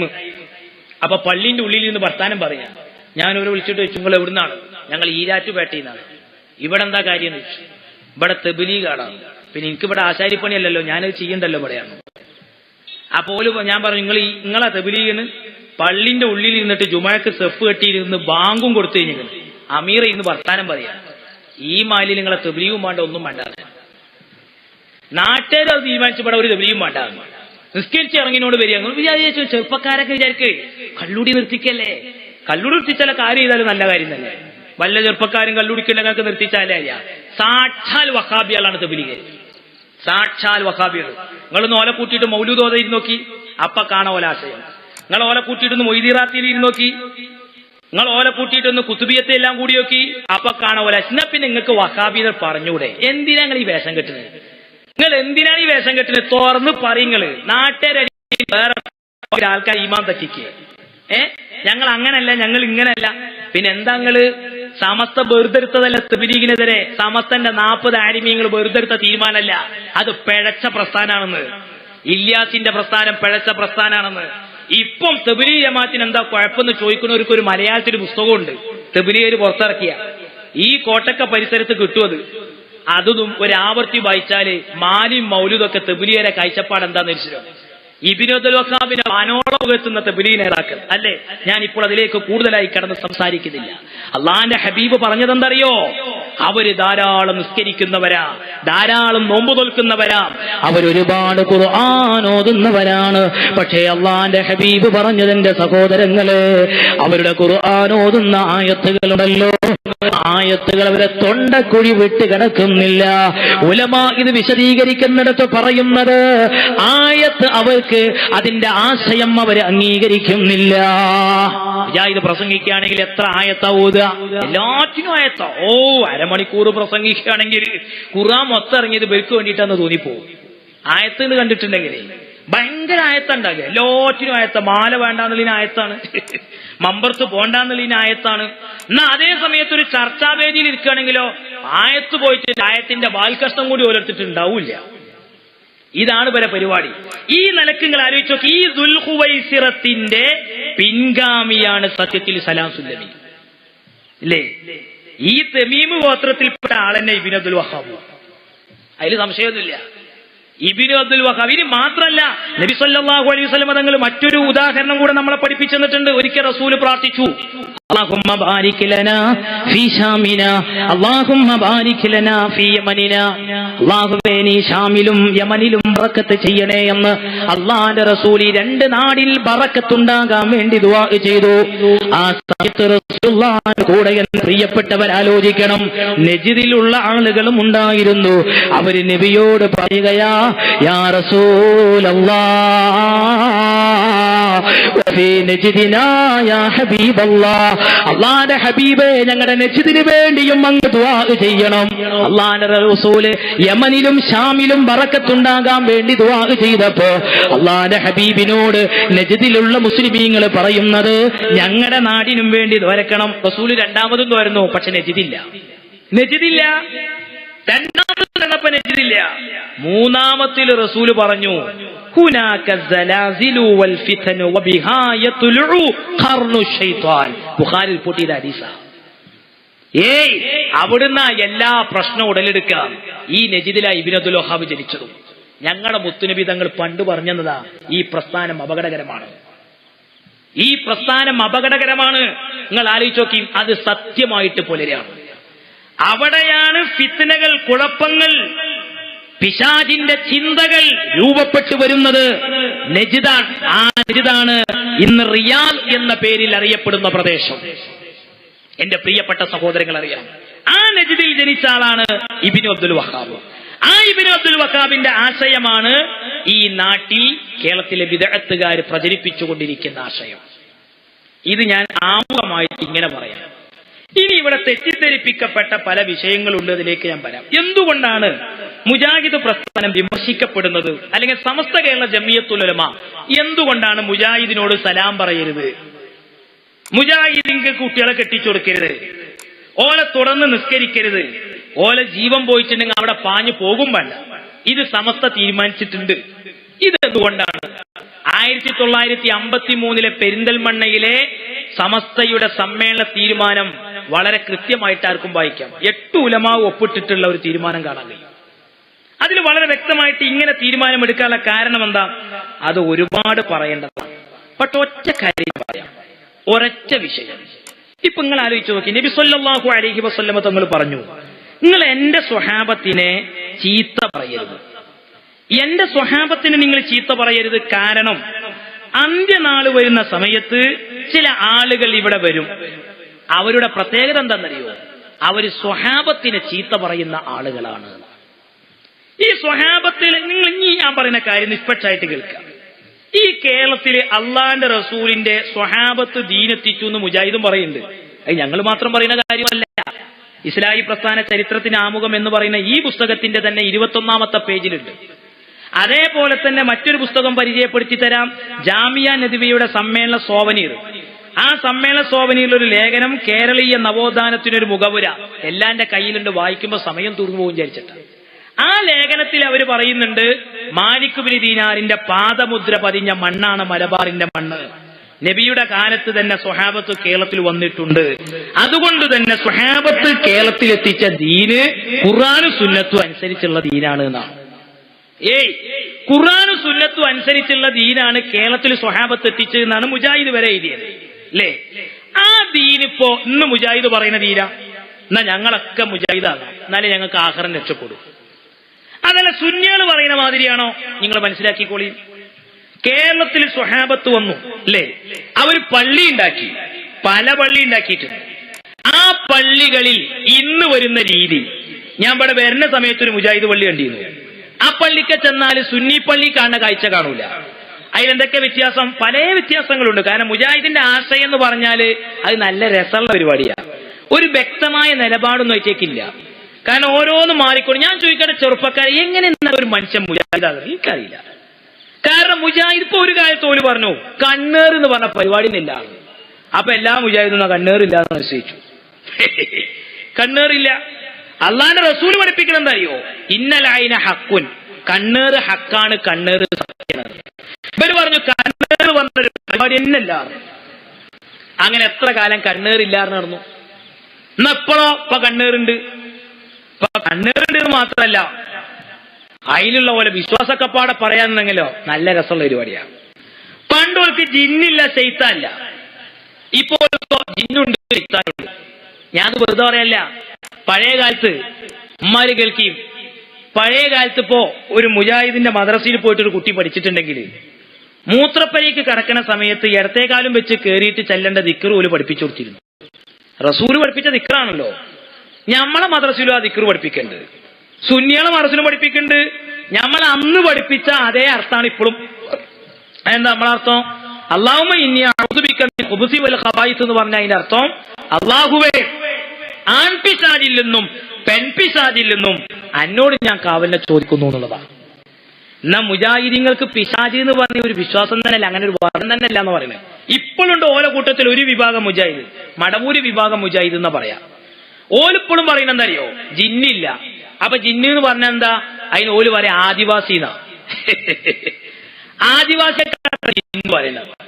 ഉളുപ്പില്ലായ്മയും കഥയില്ലായ്മയും ഒരു വർഗം. നിങ്ങൾ ചിന്തിച്ചു നോക്കി. അതേപോലെ ബാക്ടീരിയ, ഫംഗസ്, വൈറസ്, ഇതാ ജിന്ന്. അപ്പൊ വമാ ഖലഖുൽ ജിന്ന വൽ ഇൻസ ഇല്ലാ ലിയഅ്ബുദൂ എന്ന് പറഞ്ഞാൽ അതിന്റെ അർത്ഥം തരിയോ?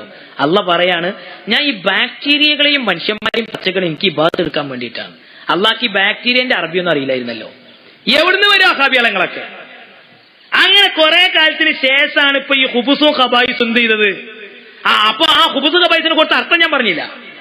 അന്ന് പഠിപ്പിച്ചിരുന്ന അർത്ഥം എന്താ? നിങ്ങള് മുജാഹിദാണല്ലോ, യുക്തി കൊണ്ടാണ്. ബുഖാരി ഇനിയിപ്പോ ഒരു ഹദീസ് കാണിച്ചു കൊടുക്കുന്ന കാര്യമില്ല.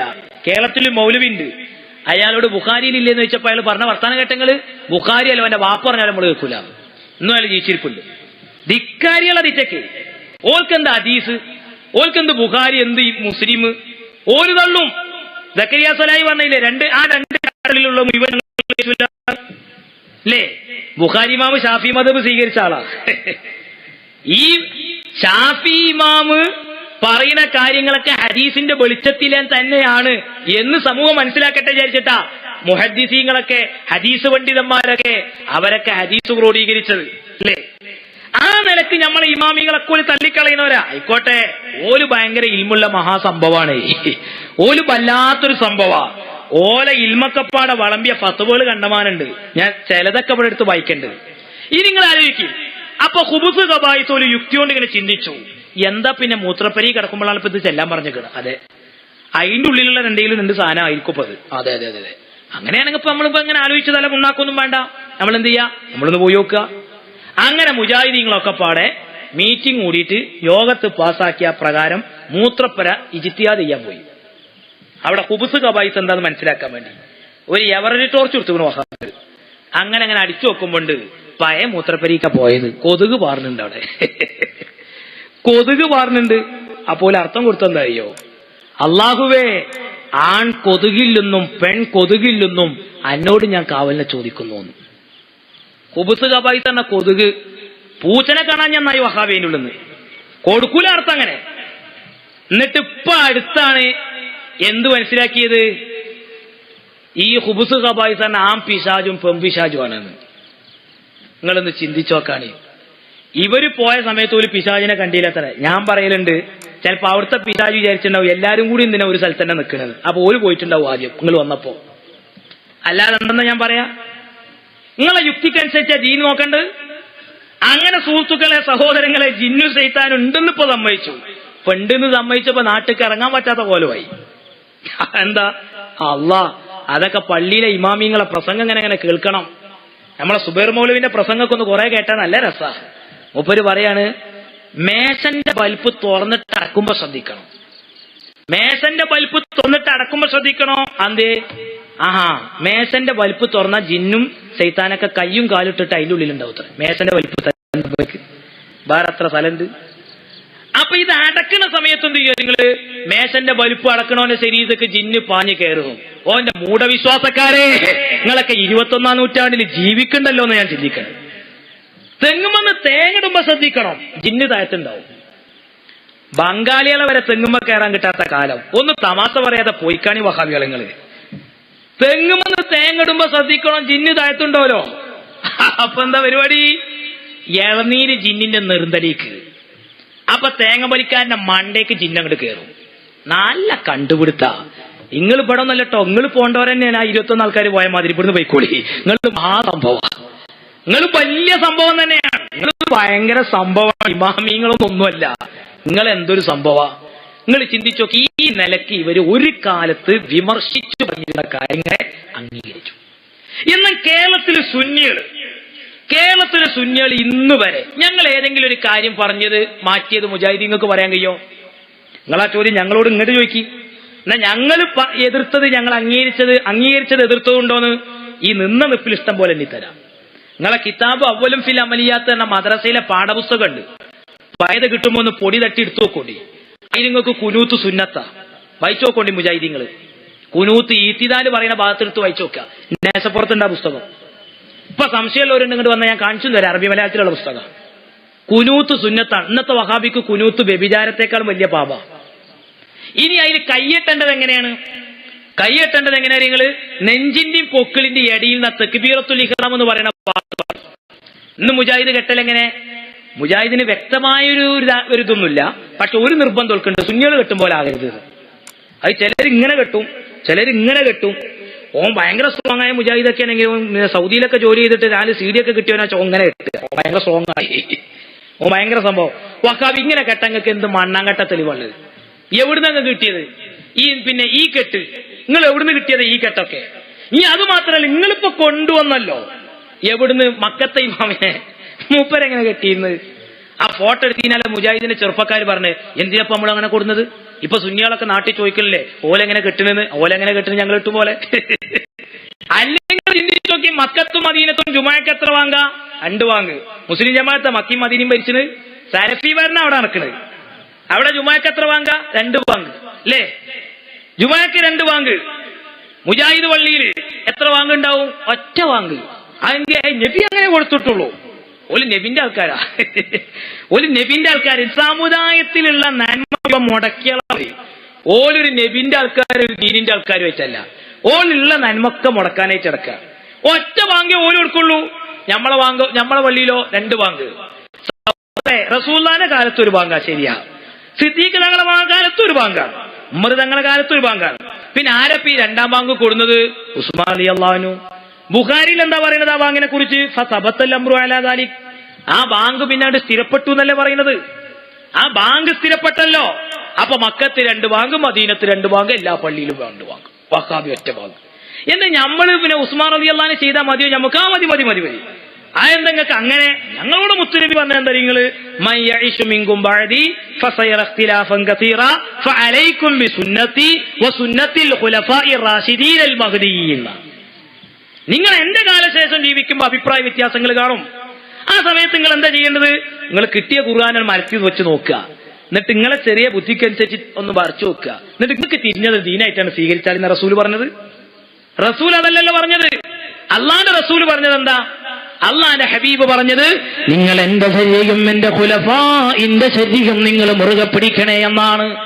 ഞങ്ങൾക്ക് നിങ്ങൾക്ക് ഒറ്റവാങ്ങിനോ? അപ്പൊ ആ നിലയ്ക്ക് ഞാൻ പറയട്ടെ, സ്വഹാബത്ത് ഇവിടെ കേരളത്തിൽ വന്നു അല്ലേ? ഒരു പള്ളി ഉണ്ടാക്കി. നിങ്ങൾ എഴുതിയതാ കേരളത്തിൽ സ്വഹാബത്ത് ഒന്നും ഞാൻ പറയാനല്ല. ഇനി എവിടെയെങ്കിലും കേട്ട് മുജാഹിദ് ഉണ്ടെങ്കിൽ നാളെ നിന്നിട്ട് ഞെഞ്ഞി പറയണ്ട. നിങ്ങൾ ഇപ്പൊ തന്നെ വരി. നിങ്ങൾ ഇങ്ങനെ ഒരു പ്രസംഗം നിങ്ങളുടെ നാടിയിൽ നിങ്ങൾ ഇപ്പൊ തന്നെ വരി എന്ന് പറഞ്ഞ മൂല്യമാരണ്ട് വിളിച്ചാണ്. എന്നിട്ട് 5 മിനിറ്റ് ഇരിക്കും അവിടെ ഒരു വെള്ളം കുടിച്ചിട്ട്.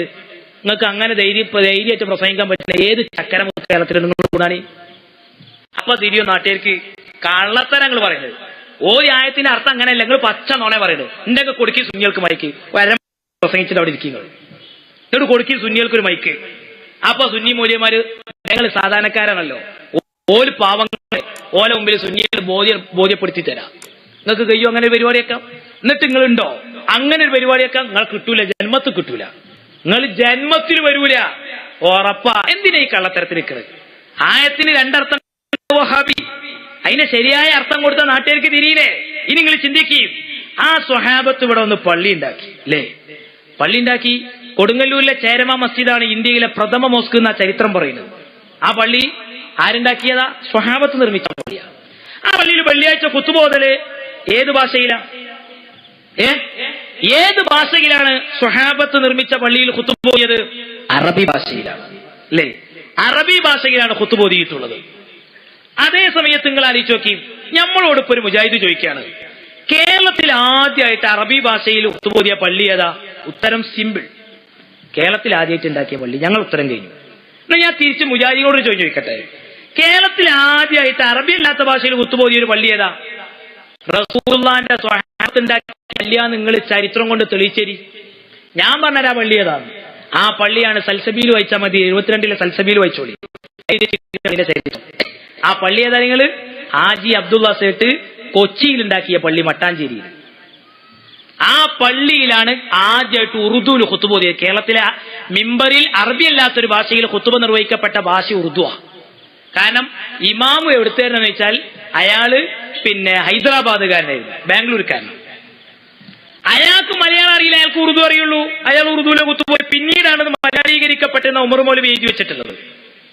നിങ്ങളോട് ആരെ പറഞ്ഞു നാട്ടുകാർക്ക് തിരിയുന്ന ഭാഷയിൽ വെള്ളിയാഴ്ചത്തെ ഖുത്ബ ഓതണമെന്ന്? റസൂൽ പറഞ്ഞിരുന്നോ? റസൂൽ പറഞ്ഞു. നിങ്ങളെ യുക്തിയല്ലേ അത്? നിങ്ങളെ യുക്തിയല്ലേ? ഈ ആയത്തും ഇങ്ങനെ പുട്ടിന് തേങ്ങട്ട മാതിരി ഓത്. നിങ്ങൾ ഇന്നോടൊരു ആയത്ത് ഓതിക്കണോ ഖുത്ബ മലയാളത്തിലാണെന്നുള്ളതിന് ഉണ്ടോ? അത് എപ്പോഴാ കൂടുതൽ നാട്ടുകാർക്ക് തിരിഞ്ഞറിയങ്ങള്? അതും നിങ്ങൾ മനസ്സിലാക്കി. നാട്ടുകാർക്ക് കൂടുതൽ തിരിഞ്ഞ മുജാഹിദിന്റെ അടിയിൽ തന്നെ തിരിഞ്ഞപ്പോഴറിയോ? മുജാഹിദ് ആദ്യം പിളർന്നു. ആദ്യത്തെ പിളർപ്പേതാ? ഇപ്പൊ മടവൂരികൾ കോഴിക്കോട് പത്രസമ്മേളനം വിളിച്ചിട്ട് പറഞ്ഞു, ഈ IS പോണ മുജാഹിദൊന്നും ഞങ്ങളെ മുജാഹിദല്ല, ഞങ്ങൾ ആ സലഫിയല്ല. ആ മടവൂരാണ് ആദ്യം പിളർന്നു പോകുന്നത്.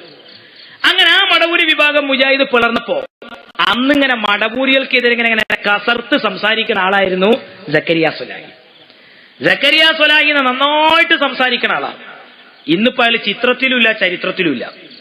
ഏതാവട്ടെ ആ സക്കരിയ സ്വലാഹി പ്രസംഗിച്ചെന്നറിയോ? മടവൂരികൾ താൻ യുക്തിവാദികളാണ്, ഹദീസ് നിഷേധികളാണ്. ഓല് പറഞ്ഞിട്ടോ വിചാരിച്ചോ ഹദീസ് നിഷേധി അല്ല സക്കരിയാന്ന്. എന്താ ആക്ഷേപിച്ചു.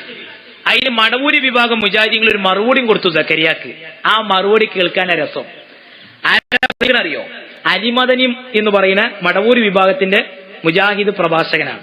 എന്താണ് പ്രസംഗിച്ചറിയോ? അയാൾ സക്കരിയ സ്വലാഹിനോട് തിരിച്ചു ചോദിക്കുകയാണ്, ഞങ്ങൾ മാത്രാണല്ലപ്പോ ആയത്തും ഹദീസൊന്നും നോക്കാതെ യുക്തിക്കനുസരിച്ച് ദീന് പറയുന്നത്. നിങ്ങൾ ഇത്ര നല്ല സാധനം കൂട്ടരെ ഞമ്മളും നിങ്ങളും മലയാളത്തിലല്ലേ കുത്തുബോധനത് അലിമദനി സക്കരിയാനോട് എവിടെ ഞമ്മക്കതിന് ആയത്ത് തെളിവ്? എവിടെ ഞമ്മക്കതിന് ആയത്തും ഹദീസും തെളിവ്? നമ്മൾ യുക്തി കൊണ്ട് ചിന്തിച്ചാലേ ഇവരെ യുക്തി എന്താ നിങ്ങള്? മദീനത്തെ പള്ളിയിൽ റസൂല് ഖുത്ബോദി ഏത് ഭാഷയില്? അറബിയില്. ഖുത്ബക്ക് വേണ്ടി വന്നിരിക്കുന്നത് ആരാ? അറബികളായ സ്വഹാബത്ത്. അപ്പൊ നബിന്റെ ഈ ഖുത്ബ അവർക്ക് തിരിഞ്ഞു. അപ്പൊ നമ്മളെ നാട്ടിൽ പള്ളിക്കത്തെ മൊയ്ലിയേര് മലയാളികളായി എത്തിയിട്ടുള്ള പള്ളിയിലെത്തിയ ആൾക്കാരോട് അറബിയിൽ ഖുത്ബ ഓതുമ്പോ അത് മലയാളികളായി ജുമയ്ക്ക് വന്ന ആൾക്കാർക്ക് തിരിയൂല. അപ്പോൾ തിരിയേണ്ടതല്ലേ? തിരിയണം എന്ന് ആരാ പറഞ്ഞു? എന്റെ പോക്കറ്റിൽ നിന്നുള്ളത് ആശയം. അള്ളി റസൂലും പറഞ്ഞോ നാട്ടുകാർക്ക് തിരിച്ചു കൊടുക്കാൻ ഖുത്ബ ഏതാണ് ആയത്ത്? ഞാൻ വെല്ലുവിളിക്കുന്നു നിങ്ങൾ കേട്ടിക്കണ വഹാബികളുണ്ടെങ്കിൽ ആയത്ത് ഞങ്ങൾക്കൊന്ന് പറഞ്ഞാണ്. ഞാനൊരു പള്ളിക്കത്തെ ഖത്തീബ, ഞാൻ അടുത്ത ആഴ്ച മലയാളത്തിൽ കുത്തുബോധിക്കൊണ്ട് നിങ്ങളൊരു ആയത്ത് പറഞ്ഞല്ലോ മലയാളത്തിൽ കുത്തുബോധാന് അങ്ങനെ നമ്മളോട് പറഞ്ഞിട്ടുണ്ടോ? റസൂല് പറഞ്ഞത് എന്താ? സ്വല്ലൂ കമാ റഅയ്തുമൂനി ഉസല്ലി. നബി എങ്ങനെയാ നമുക്കതൊക്കെ ചെയ്ത് കാണിച്ചു തന്നിട്ടുള്ളത്? നിങ്ങൾ അതുപോലെ അത് ചെയ്താൽ മതി. വഹാബി ഹദീദ് ക്ലാസ് ഉണ്ട് വഹാബിക്ക്. ഈ ഹദീദ് ക്ലാസ്സിൽ എന്താ പേര് പറയാലേ അറിയോ? ഈ ഹദീസൊക്കെ ചർച്ച ചെയ്യുമ്പോ പറയും അതിൽ സൊല്ലൂ എന്നല്ലേ പറഞ്ഞിട്ടുണ്ട്, നിസ്കരിച്ചോളി എന്നല്ല പറഞ്ഞത്. അതുകൊണ്ടല്ലേ നബി നിസ്കരിച്ച മാതിരി ഞങ്ങൾ അറബി നിസ്കരിക്കണത്? നബി നിസ്കരിച്ച മാതിരി നമ്മൾ അറബി നിസ്കരിക്കണത്? ഖുതുബയിൽ ഓതിക്കോളിന്ന് എങ്ങനെ കിട്ടുക? അതിന് നിദാനശാസ്ത്രം എന്താന്നൊക്കെ പഠിക്കണ്ടേ? അതിന് പള്ളി ദർസിൽ പോവുക. അല്ലാതെ അതിപ്പോ നിങ്ങളോട് ഇങ്ങനെ പറഞ്ഞിട്ട് നിങ്ങൾക്ക് തിരിയില്ല, ഒന്നും ചെയ്യാൻ മനസ്സിലാവില്ല. അതല്ലാതെ നിങ്ങൾ എങ്ങനെയാ ഇതൊക്കെ നിങ്ങൾ മനസ്സിലാക്കുക? ഞാൻ അത് മാത്രമല്ല, ബാലുശ്ശേരിന്റെ അടുത്തുണ്ട് നല്ല ഇൽമു വേറെ. അയാൾക്ക് പടച്ചോ നല്ല ഐസ് കിട്ടി കൊടുക്കട്ടെ. കാരണം എന്താ അറിയോ? അയാൾ ഒരു അരമണിക്കൂറും കൂടി പ്രസംഗിച്ച് എല്ലാ സ്ഥലത്തും നടക്കുകയാണെങ്കിലോ വഹാബി പ്രസ്ഥാനം കുറെ ആൾക്കാർ ഇഞ്ഞും പോവും ഐഎസ്ക്കൊക്കെ. നല്ല പ്രസംഗ. എന്തായാലും പറയുന്നത് അറിയോ? അയാളോട് ഓരോ തമാശകൾ കിട്ടുവെക്കണങ്ങൾ. അയാൾ എന്തൊക്കെയാ പറഞ്ഞത്? ആ പ്രസംഗങ്ങൾ മുഴുവൻ ഇവിടെ ആളുകള് ഉത്തരവാദിത്തപ്പെട്ട നിയമപാലകർ അന്വേഷിച്ചോട്ടെ. അയാൾ പ്രസംഗിക്കുന്നുണ്ട് സുന്നി മദ്രസയിൽ പഠിക്കുന്ന കുട്ടികളെ കഴുത്ത് ഞെരിച്ച് കൊല്ലണമെന്ന്, കഴുത്ത് ഞെരിച്ച് കൊന്നുകളയണമെന്ന്. സക്കാഫിയാളെ ചങ്ങലക്കിട്ടിട്ട് തിന്നാനും കുടിക്കാനും കൊടുക്കാതെ ഇടന്ന് പറഞ്ഞിട്ടുണ്ട്. CD മുഴുവൻ ഞങ്ങളെ കയ്യിലുണ്ട്. നിങ്ങൾ എത്ര പത്രസമ്മേളനം വിളിച്ചാലും രക്ഷപ്പെടൂല. നിങ്ങൾ വെറും സംസാരിച്ചത് ഭീകരതയുടെ ആശയങ്ങളായിരുന്നു. അയാൾ വലിയ തമാശകളും പറയുന്ന ഒരാളാണ്. അതെന്തായാലും പറഞ്ഞറിയോ? മലയാളത്തിലാക്കാത്തത് ശരിക്കണ്ട ഉത്തരത്തിന് പ്രയാസം. അയാൾ എടുത്തേക്ക് വന്നെന്തറിയോ? അല്ല മലയാളിയല്ല, അയാൾ പ്രസംഗമുള്ളതാ. നിശ്ചയിക്കാൻ കഴിയോ? നിങ്ങൾ നിഷേധിക്ക്. അയാൾ പറഞ്ഞതാ. സക്കരിയ സലാഹിന്റെ അടുത്ത് വേറെ സംഭവമുണ്ട്. സക്കരിയ സലാഹിനോട് ചോദിച്ചു സ്ത്രീധനം ഹറാമാന്ന് ഖുർആനിലുണ്ടോ ചോദിച്ചു. മുജാഹിദീങ്ങൾ അങ്ങനെ പറയാ, സ്ത്രീധനം നമ്മൾ വാങ്ങി കല്യാണം കഴിക്കൂല എന്നൊക്കെ പറയും. സംഭവം കാര്യത്തോടെ എടുക്കുന്ന സമയത്ത് പറയും പിന്നെ നമ്മളിപ്പോ ഇതിന്റെ ആൾക്കാരാണല്ലോ. അതെ അപ്പൊ നമ്മൾ എന്നിട്ട് പറയും വേണ്ട, പറയും വേണ്ട. പിന്നെ എന്നിരുന്നാലും ചെക്കനിപ്പോ ബി.എഡ് കഴിഞ്ഞിരിക്കുക. നമ്മളെ കോട്ടക്കൽ ഒരു LP സ്കൂളിൽ ഒരു ചെറിയ ഒരു അധ്യാപക പോസ്റ്റ് ഒഴിവുണ്ട്. ഒരു 5 ലക്ഷം ഒരു 6 ലക്ഷം കൊടുക്ക ഒരു ജോലിക്ക് അവിടെ പോസ്റ്റ് ഉണ്ട്. എന്നാ പിന്നെ അതിങ്ങനെ ആയാൽ നിങ്ങളെക്കും കാര്യാട്ടാ, നിങ്ങളെ മോൾക്കും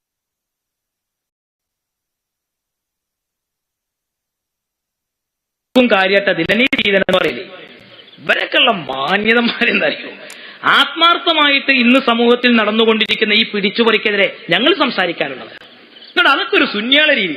നമ്മൾ കല്യാണത്തിലുള്ള ആർഭാടങ്ങൾക്കെതിരെ ശക്തമായിട്ട് പറയാം. ഞാൻ പ്രത്യേകിച്ച് ഈ ഒരു ഭാഗത്ത് സംസാരിക്കുന്നത് ഒരു കാര്യം ഞാൻ പറയാം. ഇപ്പൊ അടുത്ത് നമ്മൾ ഏഷ്യാനെറ്റ് ന്യൂസിലൊക്കെ ഒരു വാർത്ത കണ്ടിരുന്നു. നിങ്ങളുടെ ഈ ഭാഗത്ത് വിവാഹങ്ങൾ അതിരിവിട്ടു പോകുകയാണ്. ഇസ്ലാമിൽ നിക്കാഹ് വളരെ ലളിതമായ കാര്യമാണ്. എന്നെ കേട്ടു നിൽക്കുന്ന യുവാക്കൾ, പെണ്ണെട്ടാത്ത ചെറുപ്പക്കാർ ചിന്തിക്കുകയും നിങ്ങൾ ഇസ്ലാമിക വൽക്കരിക്കും നിങ്ങളെ കല്യാണങ്ങളൊക്കെ. പള്ളിയിൽ വെച്ച് നിക്കാഹ് തെരഞ്ഞെടുക്കുക, മുത്തഅല്ലിമീങ്ങളുള്ള സദസ്സ് നിക്കാഹിന് വേണ്ടി സെലക്ട് ചെയ്യും, ഇസ്ലാമിക സംസ്കാരം വിവാഹ പന്തൽ ഉണ്ടാക്കി വധുവിന്റെ കൂടെ പോകുക, വരന്റെ കൂടെ പോകുക എന്ന് പറഞ്ഞ ആഭാസങ്ങൾ ഒഴിവാക്കി റോഡ് ബ്ലോക്ക് ആക്കരുത്. സമുദായത്തിന് നാണക്കേടല്ലേ? റസൂല് പഠിപ്പിച്ചുകൊണ്ടോ നമ്മളോട് അങ്ങനെ ഒരു കല്യാണം?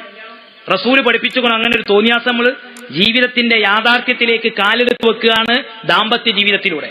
എന്നെ കേട്ട് നിൽക്കുന്ന മുഴുവൻ മുസ്ലിം ചെറുപ്പക്കാരും, നിങ്ങൾ ഈ ആദർശ സമ്മേളനത്തിന്റെ നഗരിയിൽ നിന്ന് പിരിയും ഒരു പ്രതിജ്ഞ എടുക്കണം. അങ്ങനത്തെ പേക്കുത്തിന്റെ ഒരു കല്യാണത്തിലും ഞാൻ കൂടൂല എന്ന് പറയാം. ബഹിഷ്കരിക്കാൻ നമുക്ക് കഴിയണം. അങ്ങനെയുള്ള പുതിയാപ്പളിന്റെ പിന്നാലെ നിങ്ങൾ പോകാൻ നിൽക്കരുത്. അങ്ങനെ മാതൃകാപരമായി ഇതൊക്കെ ഞങ്ങളും പറയുന്ന കാര്യങ്ങളാണ്. ഞങ്ങൾ വളരെ ശക്തമായ രീതിയിൽ ഈ രംഗത്തുള്ള ആചാരങ്ങളെ എതിർത്ത് പറയുന്ന കാര്യങ്ങൾ. അപ്പൊ ഞാൻ പറഞ്ഞു വരുന്നത്, പ്രിയപ്പെട്ട സുഹൃത്തുക്കളെ, സഹോദരങ്ങളെ, ഈ നിലക്ക് നബി സല്ലല്ലാഹു അലൈഹി വസല്ലമ തങ്ങളുടെ സ്വഹാബത്ത് കേരളത്തിൽ ഇവിടെ വന്ന് പള്ളി ഉണ്ടാക്കി. ആ പള്ളിയിൽ അറബിയിൽ ഖുത്ബോധി നമുക്ക് കാണിച്ചു തന്നു. ഞാൻ അറബിയിൽ ഖുത്ബോധാണ്. ജമാഅത്തെ ഇസ്ലാമി എന്ന് പറയുന്ന ഒരു സംഘടന ഉണ്ട്. ഓല് പിന്നെ നമ്മൾ ഈ നാട്ടിലൊന്നും ഇല്ല. പക്ഷേ ഞാൻ സാധാരണ പറയാറുണ്ട്, ഈ ക്ലോസറ്റിലെ വെള്ളം മാതിരി ജമാഅത്തെ ഒരു കൂടൂല കുറയില്ല. അപ്പൊ ഈ ജമാഅത്തെ ഇസ്ലാമിക്കാര് ഓലെ സംബന്ധിച്ചിടത്തോളം ഈ ആദർശത്തിൽ വലിയ കണിശതൊന്നുമില്ല. ഓലെ ഈ പ്രസ്ഥാനം സ്ഥാപിച്ച നേതാവാണ് അബുൽ മൗദൂദി. ആ മൗദൂദിന്റെ പുസ്തകമുണ്ട് ജുമാ ഖുത്ബ എന്ന് പറയുന്ന പുസ്തകം. ആ പുസ്തകത്തിൽ മൗദൂദിനോട് ചോദിക്കുന്നുണ്ട്, ഖുത്ബ ഏത് ഭാഷയിലാണ് ഓതേണ്ടത്? അതിന് മൗദൂദി പറയുന്ന ഉത്തരം തരങ്ങള് നല്ല രസ. ഇതിന് ആയത്തും ഹദീസും ഇല്ലാന്ന് കേട്ടോടി.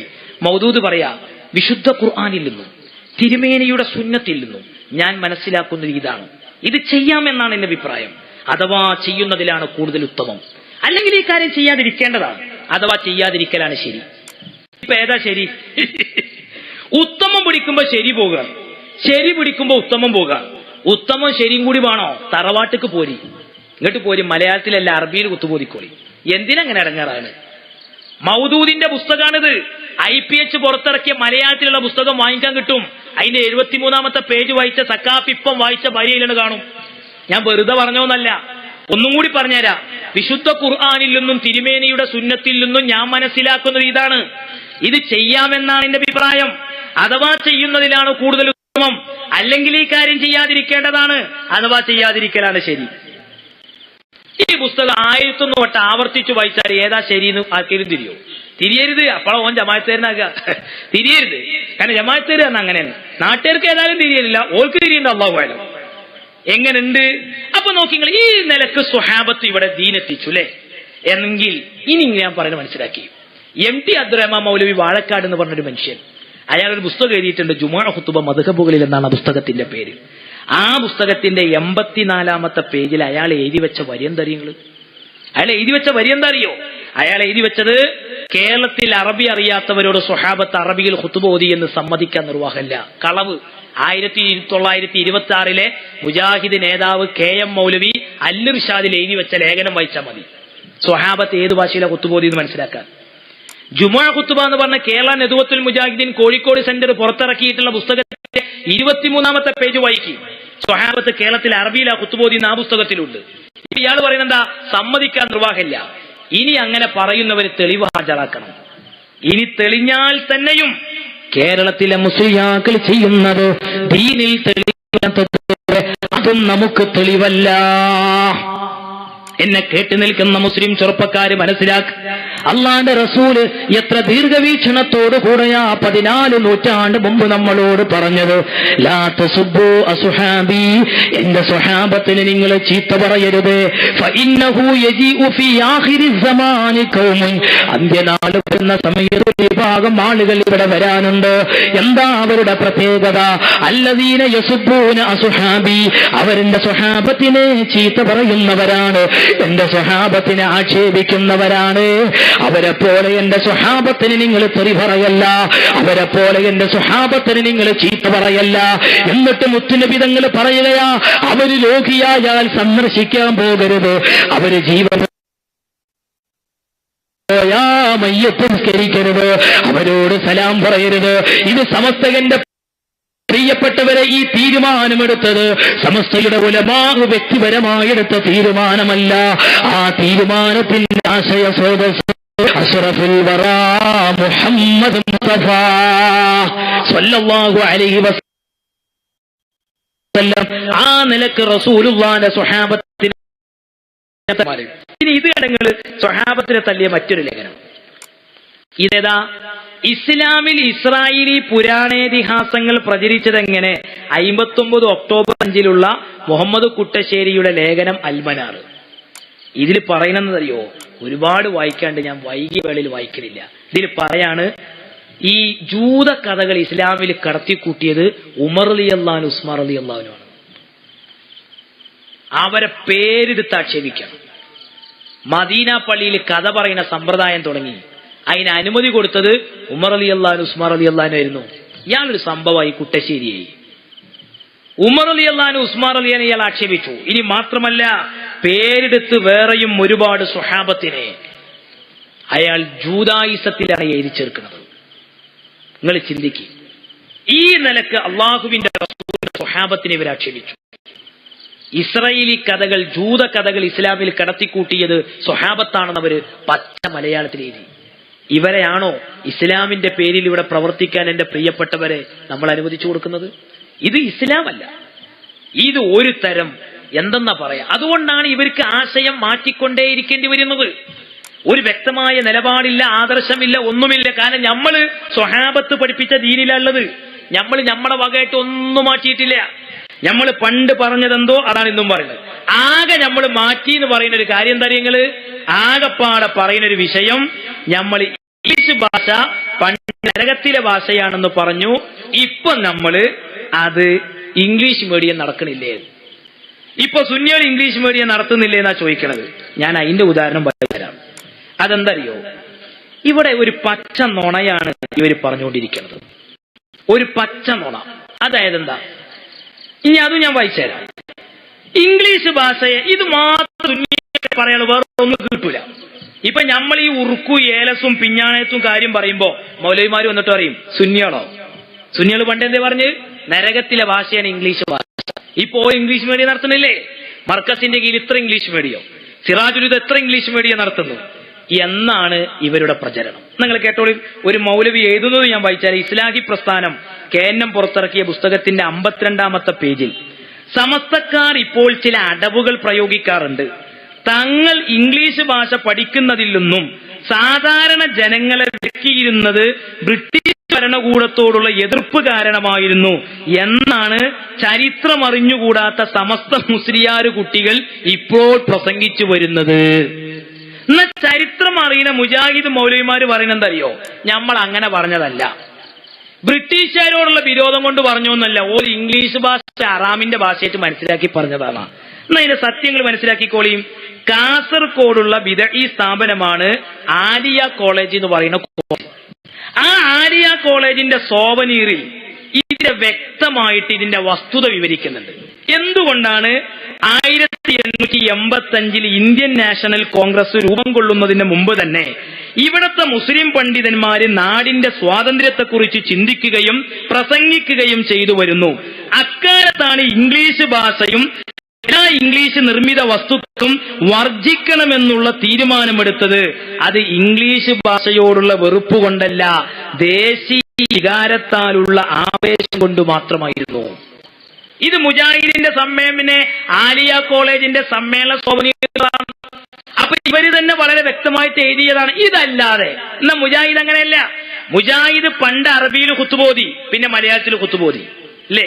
പണ്ട് മുജാഹിദ് പെണ്ണുങ്ങളെ പള്ളിയിൽ കൊണ്ടുവരുന്നോ? ഇല്ല. മുജാഹിദ് ആദ്യമായിട്ട് പെണ്ണുങ്ങളെ പള്ളിയിൽ കൊണ്ടുപോയത് മലപ്പുറം ജില്ലയിലെ ഒതായിലാണ്. അതിന് മുമ്പ് പെണ്ണ് പള്ളിയിൽ പോകുക എന്ന് പറഞ്ഞൊരു പരിപാടിയില്ല. ഇസ്ലാമിൽ സ്ത്രീകൾക്ക് പള്ളി പുണ്യവുമില്ല. അതല്ലേ ഇസ്ലാമിന്റെ കാഴ്ചപ്പാട്. ഇന്നും നാം പെണ്ണുങ്ങൾ പള്ളിയിൽ കൊണ്ടുപോയി നിസ്കരിക്കാൻ വേണ്ടി താല്പര്യമെടുക്കുന്ന ബിദഈ പ്രസ്ഥാനത്തിന്റെ ആളുകൾ, അവർ ഇന്നോളം ഒരു പെണ്ണ് പള്ളിയിൽ പോയി നിസ്കരിച്ചാൽ എന്തെങ്കിലും ഒരു അധിക കൂലി പെണ്ണിനുണ്ടെന്ന് പറയുന്നുണ്ടോ? ഉണ്ടോ? അവരുടെ സ്ത്രീകൾ ജുമാക്കോ ജമാഅത്തിനൊക്കെ പോകാറുണ്ടല്ലോ. വീട്ടിലിരുന്നിട്ട് വഹാബി പള്ളിയിൽ നിസ്കരിക്കാൻ പോകുന്ന താത്താര് കേൾക്കുന്നുണ്ടെങ്കിൽ ഞാൻ അവരോട് ഒരു ചോദ്യം, നിങ്ങൾ ഞാൻ അടുത്ത ദിവസം പള്ളിയിൽ പോകുമ്പോൾ പള്ളിക്കെത്ത മൗലവിനോട് ഒരു ചോദിക്കണം. ചോദ്യം എന്താ അറിയോ? ചോദ്യം ഇതാ, മൗലവി, ഞാനിപ്പോ ഷുഗറൊക്കെ കുറഞ്ഞതാ, എനിക്ക് അത്യാവശ്യത്തിന് കൊളസ്ട്രോളും ഉണ്ട്, പ്രഷറൊക്കെ ഉള്ള ആളാ, എനിക്കിപ്പോ ഈ കഷ്ടപ്പെട്ടിട്ട് ഈ പൊരയിന്ന് പള്ളിക്ക് വന്ന് നിസ്കരിച്ചാല് വീട്ടിൽ നിന്ന് നിസ്കരിച്ചതിനേക്കാൾ എന്തെങ്കിലും ഒരു അധികം ഞാൻ ഈ പള്ളിയിൽ ഇങ്ങനെ കഷ്ടപ്പെട്ട് നടന്നു വന്ന് നിസ്കരിച്ചാൽ എനിക്ക് കിട്ടുമോ? കിട്ടുന്നുള്ളതിന് ഒരു ഹദീസ് ഉണ്ടെങ്കിൽ വായിച്ചെന്നാണ്. എനിക്കതുകൊണ്ടൊരു കാര്യമുണ്ട്.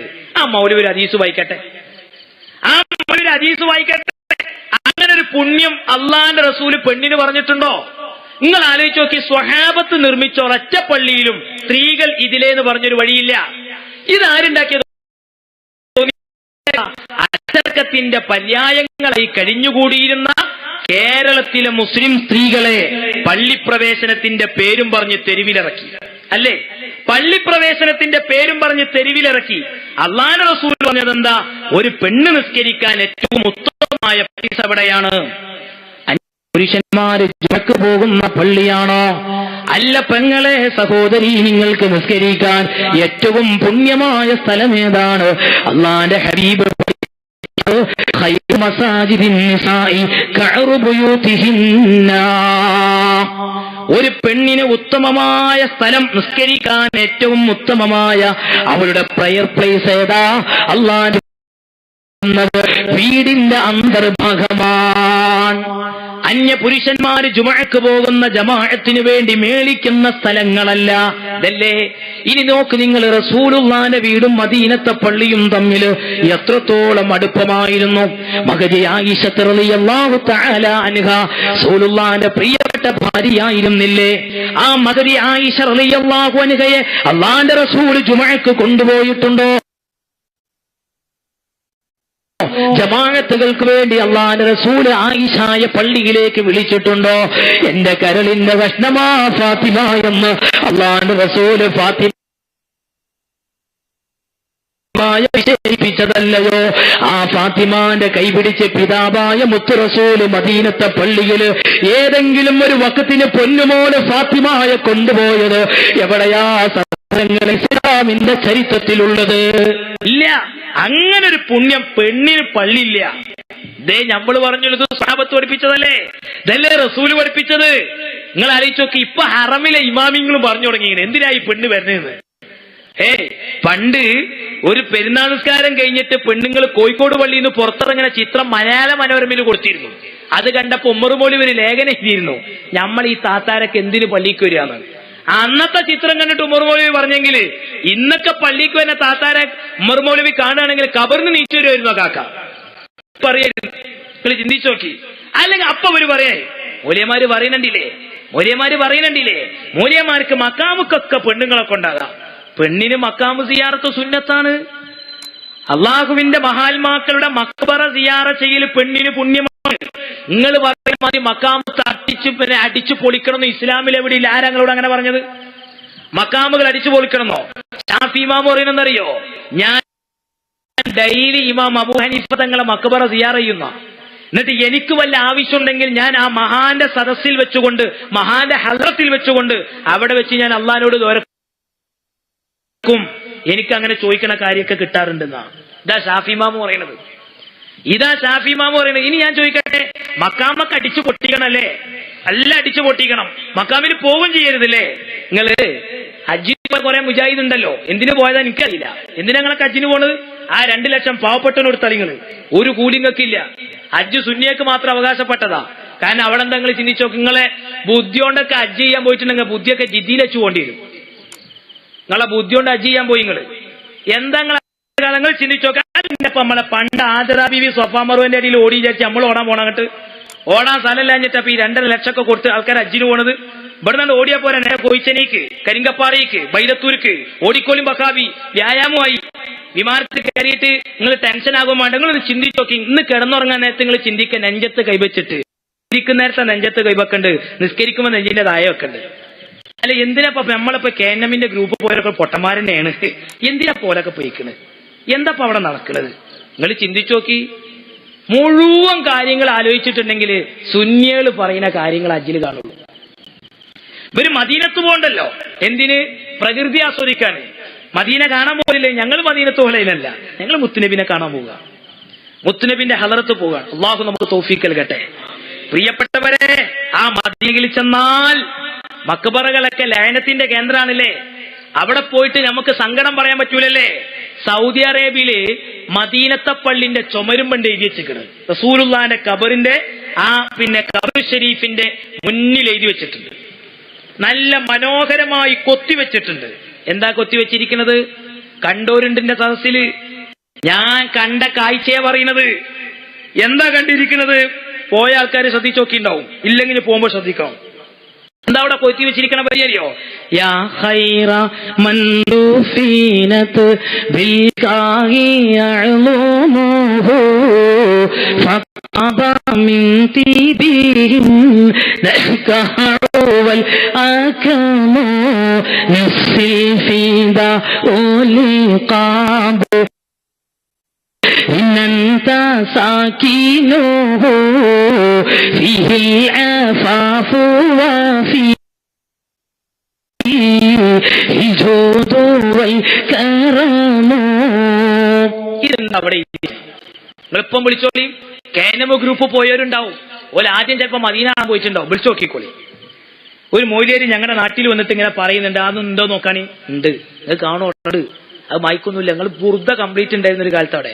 ഇപ്പോഴും ഇല്ല ചില വരികളൊക്കെ നിങ്ങൾ മയച്ചറിഞ്ഞാലൊക്കെ. എന്നിട്ട് ഇവിടെ നിന്നിട്ട് നിങ്ങൾ ഇങ്ങനെ അത് ഇത് എന്ന് പറയുന്നതിനാ. നിങ്ങൾ മയച്ചറിഞ്ഞതൊക്കെ ഇത് മായ്ക്കാതെ കിടക്കുന്നുണ്ട്. ഇത് മായ്ക്കാതെ വലിയ വരിയൊന്നല്ല. ഇപ്പോ അത് ആദ്യം ചൊല്ലിയത് എപ്പിസോഡൊന്നല്ല. അത് പറയാൻ നിൽക്കണ്ട, വിവരല്ലാതെ അത് വിളിച്ചു പറയാൻ നിൽക്കണ്ട. പരിശീലിക്ക് പറഞ്ഞു കൊടുത്താൽ ഇപ്പം വിളിച്ചു പറയാനുള്ളത് എ പി തുടങ്ങിയാന്ന് പറയും. അതൊന്നല്ല ചൊല്ലിയെന്ന. അപ്പൊ നിങ്ങൾ ചരിത്രം റസൂലുള്ളാന്റെ ഖബറിന്റെ അടുത്ത് ഇങ്ങനെ ഇരിക്കുക. അപ്പണ്ട് ഒരു അറാബി നബിന്റെ ഖബറിന്റെ അടുത്ത് അയാൾ വന്ന് നാട്ടറബിയ കാട്ടറബി ഒന്നല്ല, ഖുർആനിലെ ആയത്തൊക്കെ ഓതുന്നുണ്ട്. അയാൾ വന്നിട്ട് നബിയോട് സലാം പറഞ്ഞു. വഫാത്തായ നബിനെ വിളിച്ച് അസ്സലാമു അലൈക യാ റസൂലല്ലാഹ്. എന്നിട്ട് അയാൾ പറയുന്നതറിയോ, ഖുർആനിൽ പറഞ്ഞിട്ടുണ്ട് വലൗ അന്നഹും യഅലമു അൻഫുസഹും ജാഊക ഫസ്തഗ്ഫിറുല്ലാഹ വസ്തഗ്ഫറ ലഹുമുർ റസൂലു ലവജദുല്ലാഹ തവ്വാബർ റഹീമാ. പാപം ചെയ്തു പോയവർ അങ്ങയെ സമീപിക്കും, അങ്ങയുടെ സമക്ഷത്തിൽ വെച്ച് റബ്ബിനോട് പാപമോചനം അങ്ങവർക്ക് വേണ്ടി പാപമോചനം ആവശ്യപ്പെടുകയും ചെയ്താൽ അള്ളാഹുവെ എത്തിക്കും. അതിന്റെ അടിസ്ഥാനത്തിൽ വന്ന പാപിയാണ് ഞാൻ എന്ന് പറഞ്ഞിട്ട് ഈ അറാബി ഈ വരികൾ അങ്ങോട്ട് ചെല്ലി ചെറുപ്പക്കാരെ കബറിന്റെ അടുത്ത്. എന്നിട്ട് ഈ അറാബി വരിയൊക്കെ ചെല്ലി അറാബിയോട് പോയി. ഇതൊക്കെ ഇങ്ങനെ ഒത്തുപിരുന്ന് കാണുക. മഹാനവറുകൾ ഉറക്കിലേക്ക് വീണുപോയി. അള്ളാന്റെ ഹബീബ് ഉറക്കിലതാ സല്ലല്ലാഹു അലൈഹി വസല്ലമ തങ്ങള് ഉതുബി തങ്ങളോട് നിർദ്ദേശിക്കുന്നത്, ഓ ഉതുബി, എന്റെ ഖബറിന്റെ അടുത്ത് വന്ന് എന്നോട് ആവലാതി എന്റെ അടുത്ത് പോയി സന്തോഷ വാർത്ത അറിയിക്കണം. അദ്ദേഹത്തിന്റെ പാപങ്ങൾ അള്ളാഹു പുറത്തു കൊടുത്തിരിക്കുന്നു എന്ന്. നിങ്ങൾ ആ അറാബി ചൊല്ലിയ വരിപ്പുളില്ല അവിടെ ഇല്ലേ? ഖബർ സിയാറത്ത് ചെയ്യുന്നവരൊക്കെ ചൊല്ലിക്കൊണ്ടിരിക്കുകയാണ് അല്ലേ? പിന്നെ എന്താ ഈ മൗലൂദ് അല്ലെങ്കിൽ ഇതെന്നൊക്കെ പറഞ്ഞാൽ ഇവിടെ വന്നിട്ട് മൗലൂദിനൊക്കെ ഇങ്ങനെ 2 ദിവസം നിന്നിട്ട് ഇങ്ങനെ മാലി മൗലൂദൊക്കെ വിമർശിച്ചു പ്രസംഗിച്ചു എന്ന് പറഞ്ഞു. സുന്നികൾ മുശ്രിക്കീങ്ങളാണെന്നും ആ ശിർക്ക് ചെയ്യാൻ സുന്നികൾ ചെയ്യുന്ന ശിർക്കിന്റെ പട്ടികയിൽ അവർ ഏറ്റവും അധികം വിളിച്ചു കൂവി പറയാറുള്ളത് മാലകളും മൗലൂദുകളുമാണ്. ഞാനിപ്പോൾ അതിന്റെ കൂടുതൽ കാര്യങ്ങളിലേക്ക് കടന്നു ചെന്ന് സംസാരിക്കുന്നില്ല. എന്നാൽ ഒറ്റ കാര്യം ഞാൻ പറഞ്ഞുതരാം. ഇവരേറ്റവും കൂടുതൽ മാലിം മൗലൂദും വിമർശിക്കാനുള്ള കാരണം തരങ്ങള് ഇപ്പൊ ഇവർക്ക് പേളവും ഇതായില്ലേ, മുഹറം സഫർ റബീഉൽ അവ്വൽ അങ്ങനെ തുടങ്ങി അനിസ്ലാമികം. ഇപ്പൊ അത് കുറച്ച് കുറവാണ്. പണ്ട് എല്ലായിടത്തും അനിസ്ലാമികം പോസ്റ്ററേന്, ഇപ്പൊ കുറച്ച് കുറവാ. എന്തേ കാരണം? പോൽക്ക് തന്നെ മനസ്സിലാക്കണ് ഇത് പറഞ്ഞിട്ട് കാര്യമില്ല. കാരണം സലാം സുലമി തുറന്നു പറഞ്ഞു നമ്മൾ വിമർശിച്ചോണ്ട് അതൊക്കെ വലുതായതാണ്. ഇപ്പൊ പഞ്ചായത്ത് നബിദിന റാലി, മണ്ഡലം നബി പണ്ട് ആ മദ്രസയിലേ ഉണ്ടായിരുന്നുള്ളൂ. മിണ്ടാതെ അവിടെ ഇരുന്നോളി എന്ന് അയാളാണ് ഇയാളോട് പറയുന്നത്. നിങ്ങളെ കൊണ്ട് കിട്ടിയ പൊല്ലാപ്പത്. നാടായ നാട്ടിൽ മുഴുവൻ നബിദിനാണ്. അത് മാത്രമല്ല അന്താരാഷ്ട്ര നബിദിന ആഘോഷ പരിപാടി. അത് മാത്രമല്ല പണ്ട് പേരൊക്കെ പറഞ്ഞിരുന്ന നിങ്ങള് ഇത് കേരളത്തിലുള്ളൂ പറഞ്ഞു. ഇപ്പൊ നിങ്ങൾ ആരെങ്കിലും കേൾക്കലുണ്ട് ആ ഡയലോഗ്? കാരണം എന്താ? ഈ നെറ്റ് കണ്ടുപിടിച്ച വഹാബിന്റെ കട്ടാല. കാരണം കുട്ടികളൊക്കെ ഇപ്പൊ ഓരോ രാജ്യത്തുള്ള നബിദിന ഘോഷ പരിപാടികൾ ഇങ്ങനെ കണ്ടുകൊണ്ടിരിക്കല്ലേ. അപ്പോൾ അപ്പൻ്റെ ഒരു ശിർക്ക് തമാശ അല്ലെങ്കിൽ ഒരു നബിദിന ജാഥ നടത്തുമ്പോൾ എന്ത് ശിർക്ക് വരുന്ന ഈ വഹാബി പറയുന്നത്. അപ്പൊ എന്താ ഈ ശിർക്ക് പറഞ്ഞാല്? ഇവർക്ക് തിരിഞ്ഞിക്കണോ ശിർക്ക് എന്താന്നുള്ളത്? തിരിഞ്ഞിട്ടില്ല എന്നുള്ളതിന് ഒരു തെളിവ് ഞാൻ പറഞ്ഞുതരാം. വെറുതെ വിമർശിക്കണം. ഇത് കണ്ടെങ്കിൽ ഇസ്ലാഗ് മാസിയിൽ മൊയ്തീൻ സുല്ലമി കുയിപ്പുറ ഇതൊരു ലേഖനാണ്. ഇവരെ അന്തത്ര ഉണ്ടെന്ന് മനസ്സിലാക്കാൻ വേണ്ടി. മൗലിദിൽ ശിർക്കുണ്ടോ എന്നാണ് ഈ ലേഖനത്തിന്റെ തലവാചകം. ഇതിൽ ഇയാൾ പറയാന്തറിയോ, മൗലിദ് ശിർക്ക് മാത്രമല്ല ബിദഅത്തും കൂടിയാണെന്ന്. അപ്പോഴാണ് ഈ സാധുവിന്റെ ധാരണ എന്തറിയോ, ശിർക്കിന്റെ മേലെയാണിത് ബിദഅത്ത്. മൗലിദ് ശിർക്ക് മാത്രമല്ല ബിദഅത്തും കൂടിയാണെന്ന്. വഹാബി വേണമെങ്കിൽ ഒരു കോപ്പി കൊണ്ടുപോയിക്കോളി, എന്നാലും വേണ്ടിയില്ല, നിങ്ങൾ വായിച്ചു. മുജാഹിദിനെ സുന്നിക്ക് പോയിരുന്നു, സുന്നിന്ന് മുജാഹിദ് പോയിരുന്ന ഒരാള്. അപ്പൊ അയാളങ്ങനെ കുറച്ച് ഇപ്പൊ അങ്ങനത്തെ പരിപാടിയൊക്കെ നിർത്തിയില്ലേ? പണ്ട് അങ്ങനെ ഉണ്ടായിരുന്നു. സുന്നി വിട്ട എത്ര പണ്ഡിതന്മാര് എന്തിരുന്ന പണ്ട്. ഇപ്പൊ എവിടെ പോയാ ഉലമാ ശിരോമണികളൊക്കെ? ഇപ്പൊ ഒരു ഉലമാ ശിരോമണി ഇല്ലല്ലോ. ഓരോന്നിനെങ്ങനെ കൊണ്ടുവന്നിരുന്നു. സുബ്ഹാനല്ലാഹ്, സ്റ്റേജൊന്നും നിറയെ ഇങ്ങനെ മുജാഹിദ് മൗലവിമാരൊക്കെ താഴത്തായിരുന്നു. ഇങ്ങനെ മുസ്ലിയാക്കന്മാരുണ്ട് ഇരുന്നിട്ട് വലിയ ശൈഖ്. അപ്പൊ ഞാന് ഒരാൾക്ക് മറുപടി പറയേണ്ട ഒരു ഘട്ടമുണ്ടായി. അപ്പൊ ഇയാൾ എന്തുകൊണ്ടാണ് ഈ സുന്നിന്ന് മുജാഹിദക്ക് പോയെന്ന് ഞാൻ അയാൾ എഴുതിയ പുസ്തകങ്ങളൊക്കെ അങ്ങനെ വായിച്ചു നോക്കി. അപ്പൊ അയാൾ ഒരു ലേഖനം എഴുതിയിരുന്നു, ഞാൻ അതിങ്ങനെ വായിച്ചു. ഇയാൾ എന്തുകൊണ്ടാണ് മുജാഹിദായി എന്നൊക്കെ പറയുന്നത്. അപ്പൊ അയാൾ ഇങ്ങനെ ഈ സുന്നിയിലുള്ള കുറിച്ചൊക്കെ ഇങ്ങനെ ആലോചിച്ച് ടെൻഷനായി. ഇയാൾക്ക് ഒരു നിലക്ക് ഉറക്കു വരുന്നില്ല, ആകെ അസ്വസ്ഥനായിട്ട് കിടക്കുക. എങ്ങനെ കിടന്നിട്ട് ഇയാൾക്ക് ഉറക്കു വരുന്നില്ല. ഉറക്കു വരാതായപ്പോൾ ഇയാൾ എണീറ്റിട്ട് തഹജ്ജുദ് നിസ്കരിച്ചു എന്നാ പറയുന്നത്. ഉറങ്ങാഞ്ഞിട്ടേ ഉറങ്ങാൻ കിടന്നിട്ട് ഉറക്കു വരാഞ്ഞിട്ട് ഇയാൾ തഹജ്ജുദ് നിസ്കരിച്ചു. ഞാൻ ആ ലേഖനം വായിച്ചിട്ട് പറഞ്ഞു, ഇയാളൊക്കെ നിങ്ങൾ 4 കൊല്ലം മുമ്പ് കൊണ്ടോണ്ടിന്നാണ്. ഇവിടെ വേണ്ട ദിനത്ത് ചെങ്ങൈമാരെ തഹജ്ജുദ് നിസ്കരിക്കുക എന്ന് പറഞ്ഞാൽ ഉറങ്ങിയ സംസ്കരിച്ച നമസ്കാരം നല്ല കൊണ്ടുവരുന്നു ഉലമാ ശിരോമണികളെ. ആ ഉലമ ശിരോമണികളൊക്കെ കൊണ്ടുനടക്കണം. ഇപ്പൊ ഇയാളെ ഇത് കോലം കണ്ടില്ലെങ്കിൽ നിങ്ങൾക്ക് ശിർക്കെന്താ തിരിഞ്ഞോ? പണ്ട് കൊട്ടപ്പുറത്ത് ബഹുമാനപ്പെട്ട AP ഉസ്താദ് ചോദിച്ചൊരു ചോദ്യ. കാരണം എന്താ വെച്ചാൽ ഇവൻ അനങ്ങിയ ശിർക്ക്. എന്തൊക്കെ ശിർക്ക്? മരിച്ചോട് തോതല് ശിർക്ക്. എങ്ങനെ വഹാബി ശിർക്കാല്? നിങ്ങൾക്ക് ഈ ശിർക്കെന്താ തിരിയും? ശിർക്ക് മരിച്ചോട് തോതിയ ശിർക്ക്. മയ്യത്തിന്റെ കൂടെ പോകുമ്പോ കലിമത്തു തൗഹീദായ ലാ ഇലാഹ ഇല്ലല്ലാഹ് ചൊല്ലിയാൽ, അഫ്ളലു ദിക്ർ ചൊല്ലിയാൽ അത് ശിർക്ക്. എന്തൊക്കെ ശിർക്കാണ് നിങ്ങൾ ചിന്തിച്ചു നോക്കി. പക്ഷെ ഇന്ന് മുജാഹിദ് കുറെ മാറിയിട്ട് അൽഹംദുലില്ലാഹ്. മാറിയത് നമ്മൾ മാറി തന്നെ പറയാം. പണ്ട് മുജാഹിദീങ്ങളൊക്കെ ഓലാരെങ്കിലും മരിച്ചിട്ടുണ്ടെങ്കിൽ ചേമ്പുത്തുണ്ടേ കുഴിച്ചിട്ടും പോലെ കുഴിച്ചിട്ട് പോരും. കാരണം ഓലെ കുറ്റം പറഞ്ഞ കാര്യം ഓല് പഠിച്ചിക്കണമെന്നറിയോ? മരിച്ചു കഴിഞ്ഞാൽ കഴിഞ്ഞു എന്നാ. ഇതിലേക്ക് മരണം താൻ തിരിയാഞ്ഞിട്ടാണത്. മരണം എന്ന് പറഞ്ഞ ഒരു വീട്ടിൽ നിന്ന് മറ്റൊരു വീട്ടിലേക്കുള്ള പാലായനാണ് വഹാബികളെ. ശരീരത്തിൽ നിന്ന് ആത്മാവ് വേർപിരിയല മരണോ? ആത്മാവിന് മരണമൊന്നുമില്ല. അപ്പൊ ഈ ആത്മാവ് ഒന്നുകിൽ മുനഅമത്തോ മുഅദ്ദബത്തായോ ശേഷിക്കപ്പെടുന്ന ഉലമാവ് വിശദീകരിക്കുന്നത്. ആക്കെ പോട്ടെ, ഇവര് പറഞ്ഞിരുന്നെന്താ? ഇപ്പൊ ബാപ്പ മരിച്ചിട്ടുണ്ടെങ്കിൽ ഉമ്മ മരിച്ചിട്ടുണ്ടെങ്കിൽ ഇനി ബാപ്പാക്കും ഉമ്മാക്കും വേണ്ടിയിട്ട് മക്കളൊന്നും ചെയ്തിട്ട് കാര്യമില്ല എന്നേലും. പക്ഷെ ഇന്ന് ഇതൊക്കെ മാറി അൽഹംദുലില്ലാഹ്. മാറിയത് നമ്മൾ മാറി എന്ന് പറയണല്ലോ. ഇപ്പൊ നമ്മൾ അനസ് മൗലവിന്റെ ഒരു പ്രസംഗം ഞാൻ കേട്ടു. അയാൾ പറയാണ്, സെയ്ദ് ബിൻ സാബിത്ത് റളിയല്ലാഹു അൻഹുവിന്റെ ഖബർക്ക് എത്രങ്ങാനൊരു. ഞാൻ വിചാരിച്ചു റബ്ബേ എങ്ങനെ ഇപ്പൊ ഇയാളെ ഖബർക്ക് ഇമാതിരി അമൃതത്തോളം കിട്ടണം. അപ്പൊ ഇയാൾ വിശദീകരിക്കണം എന്നറിയോ? സെയ്ദ് ബിൻ സാബിത്ത് റളിയല്ലാഹു അൻഹു ഖുർആൻ ക്രോഡീകരിച്ച്.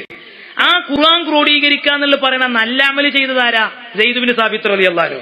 അപ്പൊ 6 ലോകത്തിന്റെ മുക്കുമുറിന്ന് ഖുർആൻ ഓതിയാൽ അതിന്റെ ഒരു വിഹിതം ആർക്കും കിട്ടും? ഇലാ ഹലർത്തി സെയ്ദ് ബിൻ സാബിത്തിന്റെ അക്കൗണ്ടിക്ക്. ഇപ്പോൾ അവിടെ എത്തി അൽഹംദുലില്ലാഹ്. മാറ്റം നമ്മൾ മാറ്റം തന്നെ പറയണം. ഓല് നന്നായി. ഇപ്പൊ ഞാൻ അത് മാത്രല്ല, പോൾക്ക് സമാധാനങ്ങളും പിന്നെ ഓതുന്നോടത്തൊക്കെ കൂടി എത്തണം എന്നുള്ളടത്ത് പോയി ഉള്ളിന്റെ ഉള്ളിലൊക്കെ ഒരു ചർച്ച എടുക്കും. മരിച്ചോടത്തൊക്കെ ഒന്ന് ഓതിയാൽ ഇപ്പൊ എന്താ കുഴപ്പം? ആ പോരയിൽ അന്നെങ്കിലും ഒരു പടച്ചോനെ പേടിയൊക്കെ ഉണ്ടാവൂലേ? എന്നിടത്തേക്ക് ഒരു ആത്മീയത ഇവരെത്തില്ലല്ലോ. ഇവര് മൊത്തം ഇതിനൊക്കെ എതിർക്കില്ലായിരുന്നോ?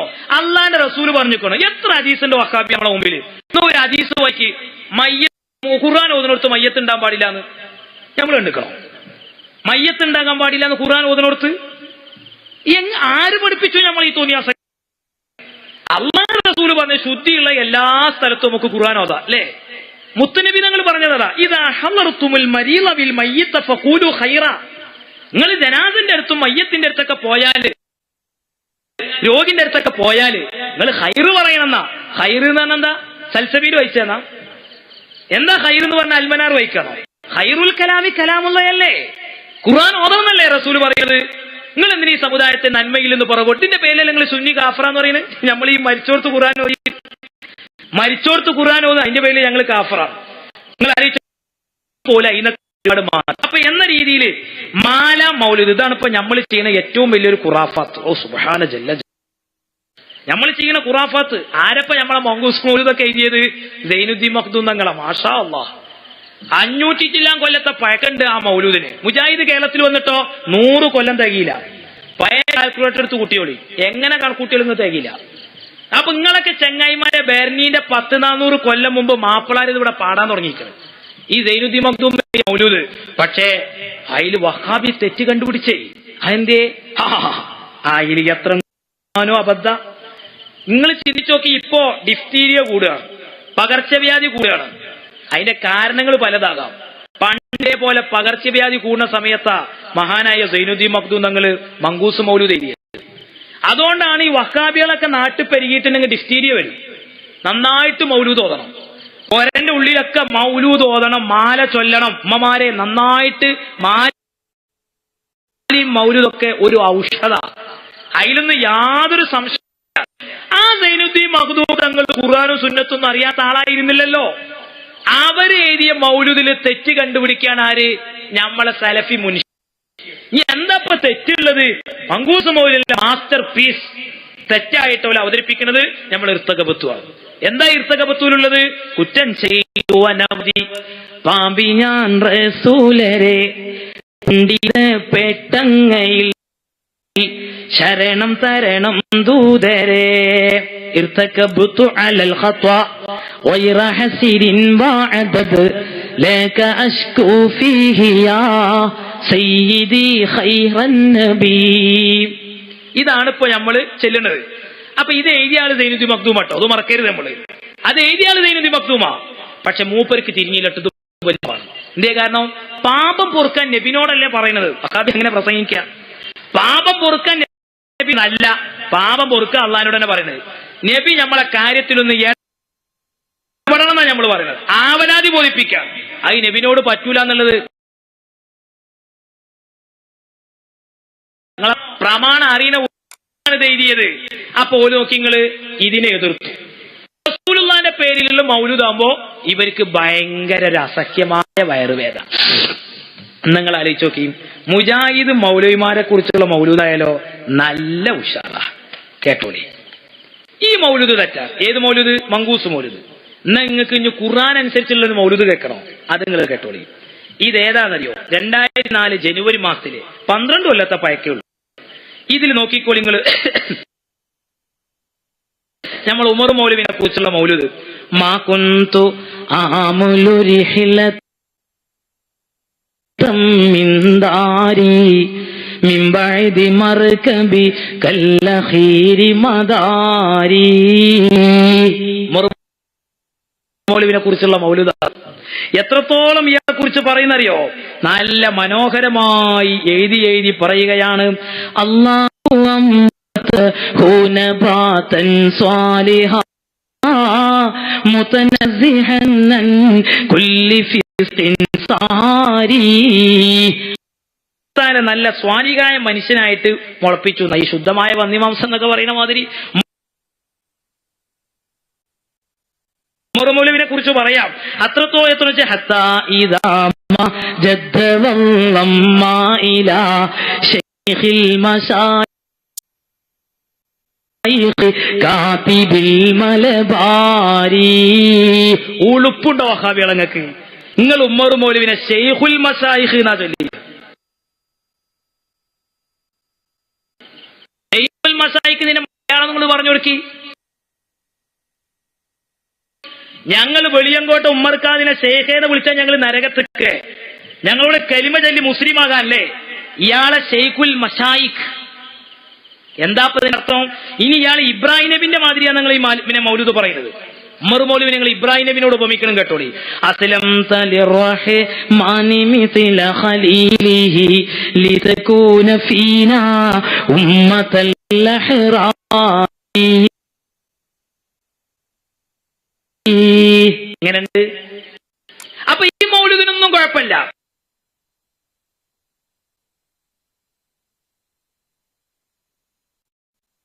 ഇനി മാല, ഇവിടെ മാലലൊക്കെ നല്ല വിമർശിച്ചിരുന്നു അത്ര അല്ലേ? ഞങ്ങളെ മാലൊക്കെ നിങ്ങള് കാദി മുഹമ്മദ് ഏരിയ മുഹിയുദ്ദീൻ മാല, അൽഹംദുലില്ലാ ആ മുസ്ലിമീങ്ങൾ വരെ അത് പഠനം നടത്തിയിട്ട് എത്രത്തോളായി ഓല എഴുതിയത്. നിങ്ങൾക്ക് ഇനി മാലെന്താ തിരിയണ്ടേ? ഈ സാധുക്കൾ വിചാരം ഈ മാലിന്റെ അവസാനത്തിൽ ഓവർ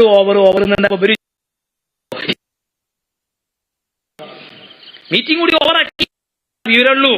ചങ്ങായിമാരത് ആ ഓവർ അല്ല, അത് അവർ എന്നുള്ള അർത്ഥത്തിനുള്ളൂ. അല്ലെങ്കിൽ മാലന്റെ അർത്ഥം തിരി നിങ്ങൾ പോയ നട്ടം തിരിയും. മാല ഞങ്ങൾ മാല വിശദീകരിക്കലുണ്ട്. ഇങ്ങനെ നിങ്ങളെ ക്യാമ്പിലൊക്കെ ഇങ്ങനെ മാല കേട്ട ഉറപ്പോ ആരും മൊയ്തീൻ മാല ചെല്ലൂല്ല. അതെന്താ? ഇപ്പൊ ഒരു വരി ഞാൻ പഠിത്തരാം. ആ വണ്ണം അല്ലാ പടച്ചവൻ താൻ തന്നെ യാഹൗസല്ലം എന്നല്ല വിളിച്ചോവർ. മഹാനായ മൊഹിദ്ദീൻ ശൈഖിനെ അല്ലാഹു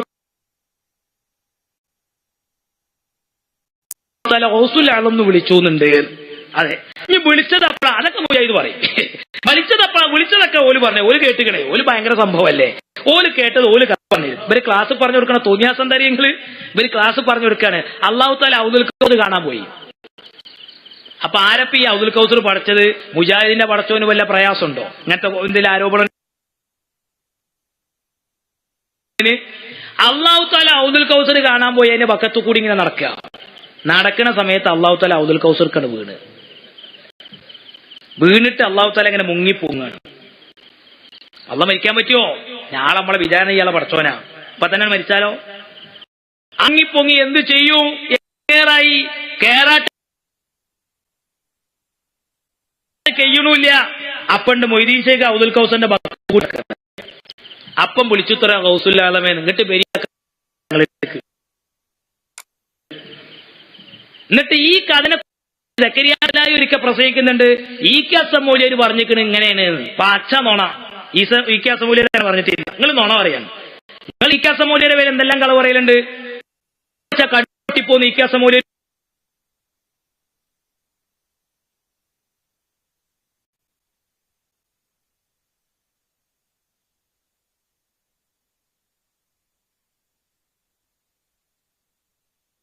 പറഞ്ഞു. നിങ്ങൾ പറയണ്ടേ ഈ കസമൂല്യർ എവിടെ പറഞ്ഞത്? എന്തിനാ നിങ്ങൾ ഈ നോണ പറയണത്? നിങ്ങൾ സത്യം പറയും. നോണ പറയാൻ വേണ്ടി ക്യാമ്പയിൻ നടത്തിയവരെ ഞങ്ങള് എന്റെ കയ്യിലുണ്ട്. ഏത്തനാട്ടിയ അബ്ദുറഹ്മാൻ അന്ന് ഫസ്റ്റ് സമ്മാനം കിട്ടിയത് നിങ്ങൾ കേട്ടു. ഇപ്പൊ നമ്മളെ SSFന്റെ സാഹിത്യോത്സവം അടക്കി അതിൽ നോണ പറയൽ മത്സരം എന്ന് പറഞ്ഞൊരു മത്സരം ഉണ്ടോ? നമ്മൾ പല മത്സരയിൽ പുതുതായിട്ട് ചേർത്തി കൊടുക്കുന്നുണ്ട് അല്ലേ? പലതുണ്ട്. ഖവാലിയുണ്ട്, അറബനമുട്ടുണ്ട് അല്ലേ? പല പരിപാടിയുണ്ട്, പലതുണ്ട്. ചിത്രരചനകളുണ്ട്, പോസ്റ്റർ ഡിസൈനുകളുണ്ട് അല്ലേ? അങ്ങനെ പല പരിപാടി. കുട്ടികളെ കലാവാസന. നിങ്ങൾ ഇന്ന് വരെ ഏതെങ്കിലും ഒരു ജാതി നടത്തുന്ന ഈ കലാവാസന പരിപാടികളിൽ കളവ് പറയൽ മത്സരം എന്ന പരിപാടി ഉണ്ടോ? എന്നാ അങ്ങനെ ഭൂലോകത്ത് നടത്തിയൊരു ടീം മുജാഹിദീങ്ങളാണ്. ഞാൻ തമാശ പറയല്ല. എന്നിട്ട് അതിൽ ഫസ്റ്റ് കിട്ടിയവനാണ് ആരറിയങ്ങള്? എടത്തനാട്ടേർ അബ്ദുറഹ്മാൻ. അപ്പോഴാണ് പോലെ റെക്സോണ സോപ്പ് സമ്മാനം കൊടുത്തത്. എന്താ ആ സോപ്പും അത്ര ഇഷ്ടം എനിക്കറിയില്ല. ഏതായിരുന്നാലും സോപ്പും പെട്ടിയൊരു സോപ്പുകൾക്ക് സമ്മാനം കിട്ടി. അത് മാത്രമല്ല അതില് നല്ല രസ. ഇവർ പരിപാടികൾ കയറിൽ തൂങ്ങിയുള്ള കയറ്റം. എന്തിനാ മുജാഹിദെ തൗഹീദ് പറയാൻ കയറുമ തൂങ്ങണത്? നിങ്ങൾ ആ കടും കൈയൊന്നും ചെയ്യാൻ പോകല്ലേ? നിങ്ങൾ ഉത്തരലംഘം ഉണ്ടാതിരുന്നാ മതി. കയറ് തൂങ്ങിയിട്ടുള്ള കയറ്റം എന്തിനാ തൗഹീദ് പറയാൻ? ഇന്ന് ആധുനിക മോഷണങ്ങളൊക്കെ നടക്കല് ബിൽഡിങ്ങിന്റെ മേലക്ക് കയറൽ അങ്ങനെയൊക്കെയാണെന്ന് തോന്നുന്നത്. പിടിച്ചോളി. എവിടെയാണ് ഈ പരിശീലനം കൊടുക്കണമെന്ന് പരിശോധിച്ചോളി. ഞാൻ തമാശ പറയല്ല. അപ്പൊ ആ നിലക്ക് ഇവർക്ക് എന്തും പറ്റും. റസൂലുള്ളാന്റെ പേരിൽ മൗലൂദാവാൻ പറ്റൂല, മുഹിയ്യത്ത് പറ്റൂല അല്ലേ? മാലിയിൽ അങ്ങനെയൊക്കെയുള്ള പ്രശ്നങ്ങൾ. ഇതന്നെയാണ് പണ്ട് അലവി മൗലവി പറഞ്ഞത്. ഖുർആൻ എതിരാണ്. പതി ഉസ്താദ് പറഞ്ഞു ഒരൊറ്റ പേര് ഖുർആൻ എതിരില്ലാന്ന്. ഞാനുണ്ട് എല്ലാം ഉണ്ട് എല്ലാം. കൊണ്ടോട്ടി നെടിയിരുപ്പില് ചർച്ച നടന്നു. ഇതാ ഈ മലപ്പുറം ജില്ലയിൽ അവിടുത്തെ പ്രായം ചെന്നവർ ഇന്ന് ഓർമ്മയിൽ നിർത്ത കഥ പറഞ്ഞു തരും. അലവി ഇങ്ങനെ വന്നിട്ട് ഓരോ പാട്ട് പാടി നോക്കി, ഓരോ ബലി ചൊല്ലി നോക്കി. പതി ഉസ്താദ് അതിന്റെ ശരിയായ അർത്ഥം. അപ്പൊ മൂപ്പരൊക്കെയോ മനസ്സിലാക്കി മൗലവി. ആകാശത്തും മേലും ഭൂമിക്ക് താഴെയും അവരെ കോടി നീളം മത്തീരെയുള്ളവർ. അവരെ കൊടി ശരിയായ ഇതേതാ കൊടി? ഇതെന്തു കൊടി? എന്നെ കൊടി. എന്തൊക്കെയാ സംശയോ? പതിസ്താദ് എടുത്തേക്ക് ചോദിച്ചൊരു ചോദ്യോ ജമിയെന്ന് ഖുർആനിൽ ചോദിച്ചു. ഒരാണ്ടുണ്ടായിരുന്നു. അബുല് എന്ന എന്താ അർത്ഥം ചോദിച്ചു. അബുല് എന്ന കയറ്. ആ കയറുള്ളവർക്ക് മാലിയത്തെ കൊടി ഉണ്ടായിരുന്നു. ഖുർആനിൽ പറഞ്ഞ കയറില്ലേ, ആ പറഞ്ഞോടത്ത് മാലിയത്തെ കൊടി ഉണ്ടാവുന്നതാണ്. അപ്പൊ ഈ ഹബുല് എന്ന കയറെന്ന് എല്ലാവരും കൂടി ഇങ്ങനെ കയറ് പിടിച്ച് നിൽക്കാന്നല്ലേ എന്റെ അർത്ഥം? ദീനിൽ ഒറ്റക്കെട്ടായി നിൽക്കാന്നല്ലേ? അപ്പൊ ഈ കൊടി എന്ന് പറഞ്ഞതിന് എത്ര അർത്ഥമുള്ളവർ? നിങ്ങള് കൊടി എന്ന പ്രശസ്തി പരിപാടി നടത്തുമ്പോൾ രണ്ട് കൊടി. ഒന്ന് SSFന്റെ കൊടി, SSFന്റെ കൊടി. അത്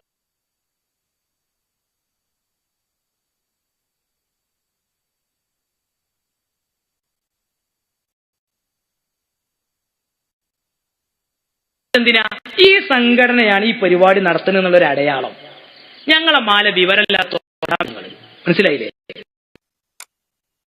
ആ കൊടിക്ക് അത്രയാ പ്രശസ്തി നടത്തുള്ളൂ. അപ്പൊ നിങ്ങൾ അങ്ങനെ ഓരോ മൊയ്തീമാല ഓരോ ബരിയാണ് പഠിച്ചാൽ നിന്നിട്ടുണ്ടെങ്കിലോ അതിലൊരു തെറ്റൂല. എന്നാൽ നിങ്ങൾ ആലോചിച്ച് നോക്കിയും മുഹിയദ്ദീമാലയിലൊക്കെ ഭയങ്കര തെറ്റാ. എന്നാൽ ഈ തെറ്റില്ലാത്ത മാല കേൾക്കണം നിങ്ങൾക്ക്. അതും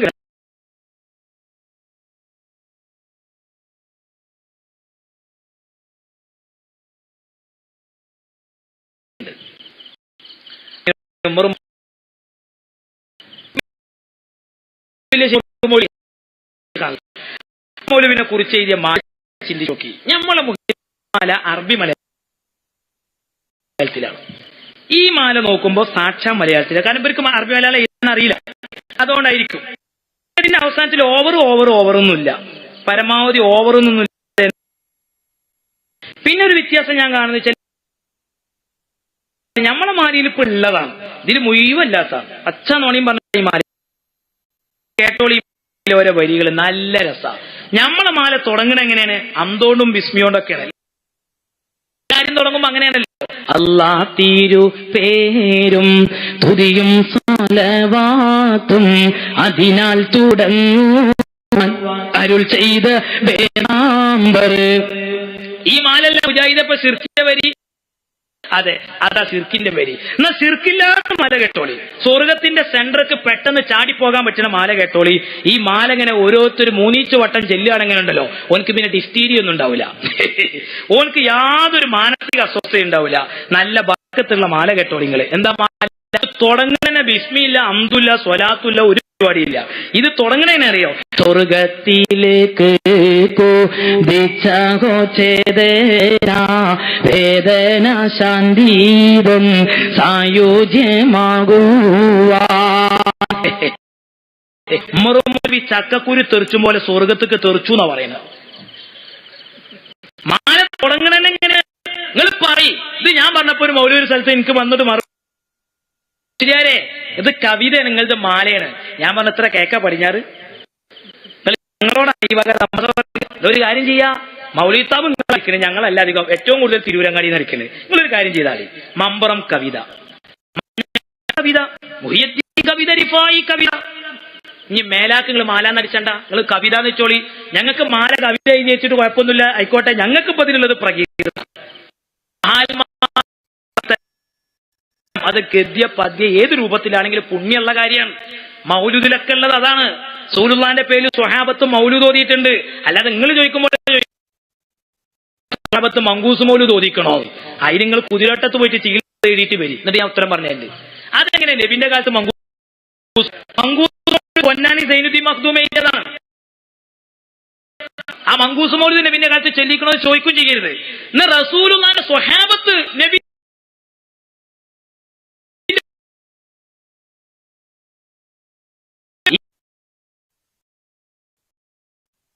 മൗലൂദ് ഓതുമ്പോ അതിന് ലക്ഷ്യം വെക്കണ പിത്താണല്ലോ. അതേ സമയത്ത് അള്ളല്ലാത്തൊരു പൊരുത്തം തേടാൻ പറ്റൂല. അതാണല്ലോ നിങ്ങൾക്ക് ഉമർ മൗലവി പഠിപ്പിച്ചെന്ന തോന്നിയാസം.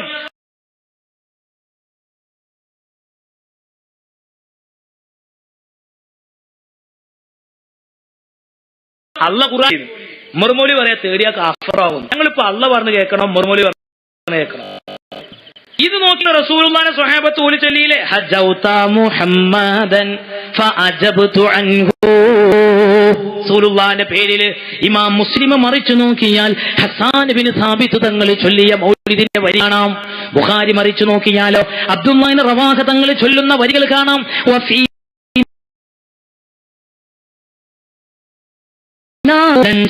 كبوف من الفجر ساطع أرانا الهدى بعد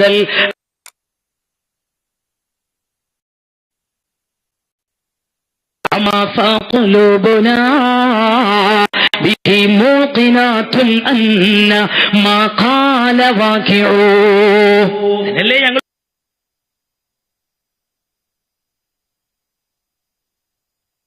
മൗലൂദ് ഇത് സ്വഹാബത്ത് ചൊല്ലിയ മൗലൂദ് ബുഖാരിയിൽ മുസ്ലിമിലൊക്കെ ഉള്ള മൗലൂദാ അല്ലേ? ഇത് സ്വഹാബത്ത് ചൊല്ലിയ മൗലൂദാണ്. ഇത് നബി ചൊല്ലിയിട്ട് അല്ല സ്വഹാബത്ത് കേട്ടിട്ടില്ലെങ്കിലോ എന്നാ നീ കേട്ടതിന് തെളിവാണോ? എന്നാ അടുത്ത കഅബ് റളിയല്ലാഹു അൻഹു ചൊല്ലിയ വരി കേട്ടോളി.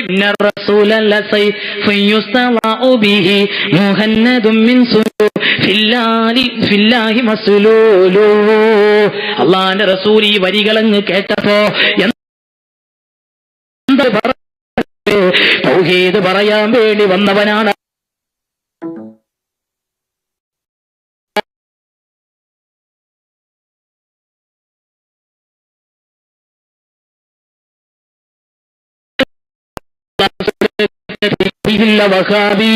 അകലങ്ങളിൽ നിൽക്കുന്ന സ്വഹാബത്തിനെ ഇങ്ങോട്ട് വിളിച്ചിട്ട് അല്ലാഹുവിന്റെ റസൂൽ പറയുന്നത് കേട്ടോളൂ. വരിയും വരിയും കേൾക്കി പറഞ്ഞത് അല്ലേ? ഇതല്ലേ മൗലൂദ്. നിങ്ങൾക്ക് ഈ മൗലൂദ് എന്താണെന്ന് അറിയാതെ ഇങ്ങനെ വെറുതെ ഇങ്ങനെ കുരച്ചു കാണിയിട്ട് എന്താ കാര്യം? വെറുതെ കാണിയിട്ട് ഒരു കാര്യമില്ല. ഇപ്പൊ നിങ്ങൾ ചിന്തിച്ചു നോക്കി, ചരിത്രത്തിൽ കാണാൻ കഴിയും ഉമർ റളിയല്ലാഹു അൻഹു എത്ര വലിയ ധീരനാണ്, എത്ര വലിയ ധൈര്യവാനാണ് അല്ലേ? സത്യത്തിനെതിരെ ആര് നിന്നാലും മുഖം നോക്കാതെ നടപടിയെടുക്കുക ധീരനായ ഭരണാധിപൻ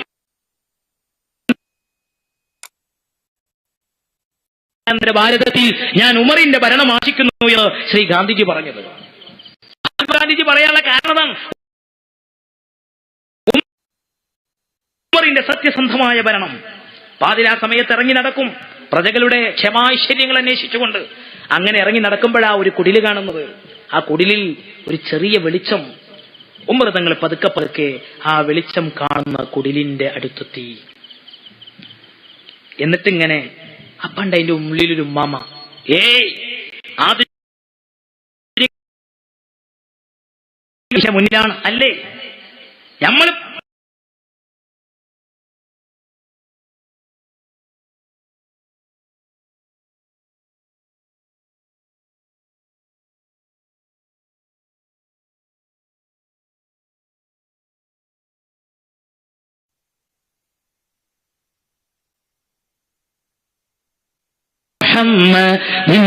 صلاة الأبرار صلى عليه طيبون الأخيار قد كنت قواما بكى بالأسحار يا شعري والمنايا جمعني وحبيبي الدار. ഈ വരികളാ കേൾക്കുന്നത് തൗഹീദിന്റെ ധീരനായ പോരാളിയായ ഉമർ തങ്ങളതാ ശബ്ദം ഉണ്ടാക്കാതെ ഉമ്മാമാന്റെ വരികൾക്ക് കാതുകൊടുക്കുകയാ.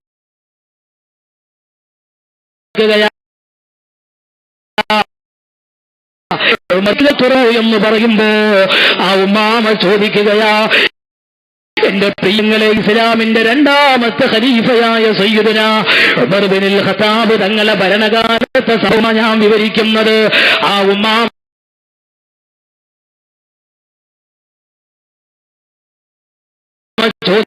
ഏതുമർ? ഖലീഫ ഉമർ.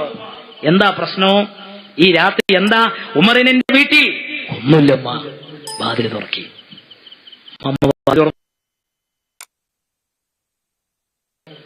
കരയുന്ന ഖലീഫ. എന്തിന് ഖലീഫ കരയുന്നു? മാമ ചോദിച്ചപ്പോ ഉമറിന്റെ മറുപടി നമ്മൾ വന്നിട്ട്, നിങ്ങൾ മുത്തുനബിനെ കുറിച്ച് ചൊല്ലിയ കേട്ടപ്പോ സന്തോഷം പറഞ്ഞതാ. എനിക്ക് വേണ്ടി ഒന്നുകൂടെ ചൊല്ലോ, എനിക്ക് കൂടെ ദുആ ചെയ്യണം. മാമ അവസാനം ഒരു വരി കൂടെ കൂട്ടിച്ചേർത്തി ആദ്യം മുതൽ ചൊല്ലു.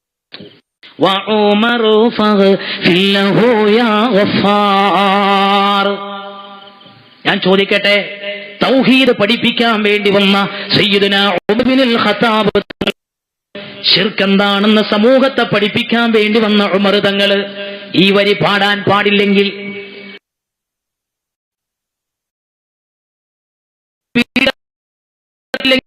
ഉമ്മ വാതില് തുറക്കുകയെന്നല്ല സയ്യിദുനാ ഉമർ ബിനുൽ ഖത്താബ് തങ്ങൾ പറയാ, ഒരൊറ്റ ചവിട്ടിനാ വാതിൽ അങ്ങോട്ട് പൊളിക്കും. നീച്ചു പോയി താത്തയെ അവിടെ അറിയും. മരിച്ച ചിർക്കിലിരിക്കും അവിടെ എന്നല്ലേ ഉമർ തങ്ങൾ ചോദിച്ചോ? ഇല്ല അല്ലേ? അപ്പൊ പ്രകീർത്തനം, റസൂലുള്ളാഹിന്റെ പ്രകീർത്തനം പുണ്യമുള്ള കാര്യ. അതിന് നിങ്ങൾ കുശുമ്പ് കാട്ടണ്ടാണ്. നിങ്ങൾ എന്തിനാ അസൂയപ്പെടണോ? ഖുർആനിലുണ്ടോ റസൂലുള്ളാഹിന്റെ മൗലൂദ് ഓതരുത്? ഖുർആനിലുണ്ടോ? ഹദീസിലുണ്ടോ? ഉണ്ടോ? നിങ്ങൾക്ക് ഹദീസ് ഉണ്ടാവും. ലാ തുത്രൂനി കമാ ഹദീസ്. അതിലെന്താ പറയുന്നത്? മറിയമിന്റെ പുത്രൻ സായ പുകഴ്ത്തിയതുപോലെ പുകഴ്ത്തണ്ടാന്ന്. ഞങ്ങൾ പുകഴ്ത്തുന്നുണ്ടോ? ഞങ്ങൾ ബുറുദെടുത്ത് മറിച്ചു നോക്കി. വിമർശിക്കാനെങ്കിലും നിങ്ങൾ എടുത്ത് മറിച്ചു നോക്കിക്കൊണ്ട് നിങ്ങൾ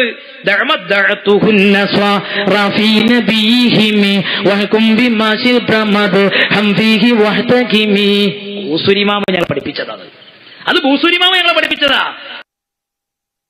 കാരണം ക്രിസ്ത്യാനികൾ ഈസാ നബി എന്ന് പറയുന്ന അവർ ആ ഈസാ നബി ദൈവമാണെന്ന് വിശ്വസിക്കുന്നത്, ദൈവത്തിന്റെ അവതാരമാണ്. മുത്തുനബി തങ്ങൾ പറഞ്ഞു, നിങ്ങൾ അങ്ങനെ സഹോദര, ഞങ്ങൾ മുഹമ്മദ് റസൂൽ സ്വല്ലല്ലാഹു അലൈഹി വസല്ലം ദൈവമാണെന്ന് പറയുന്നില്ല, ദൈവത്തിന്റെ അവതാരമാണെന്ന് പറയുന്നില്ല, ദൈവത്തിന്റെ ഗുണഗണങ്ങളുള്ള ആളാന്ന് പറയുന്നില്ല.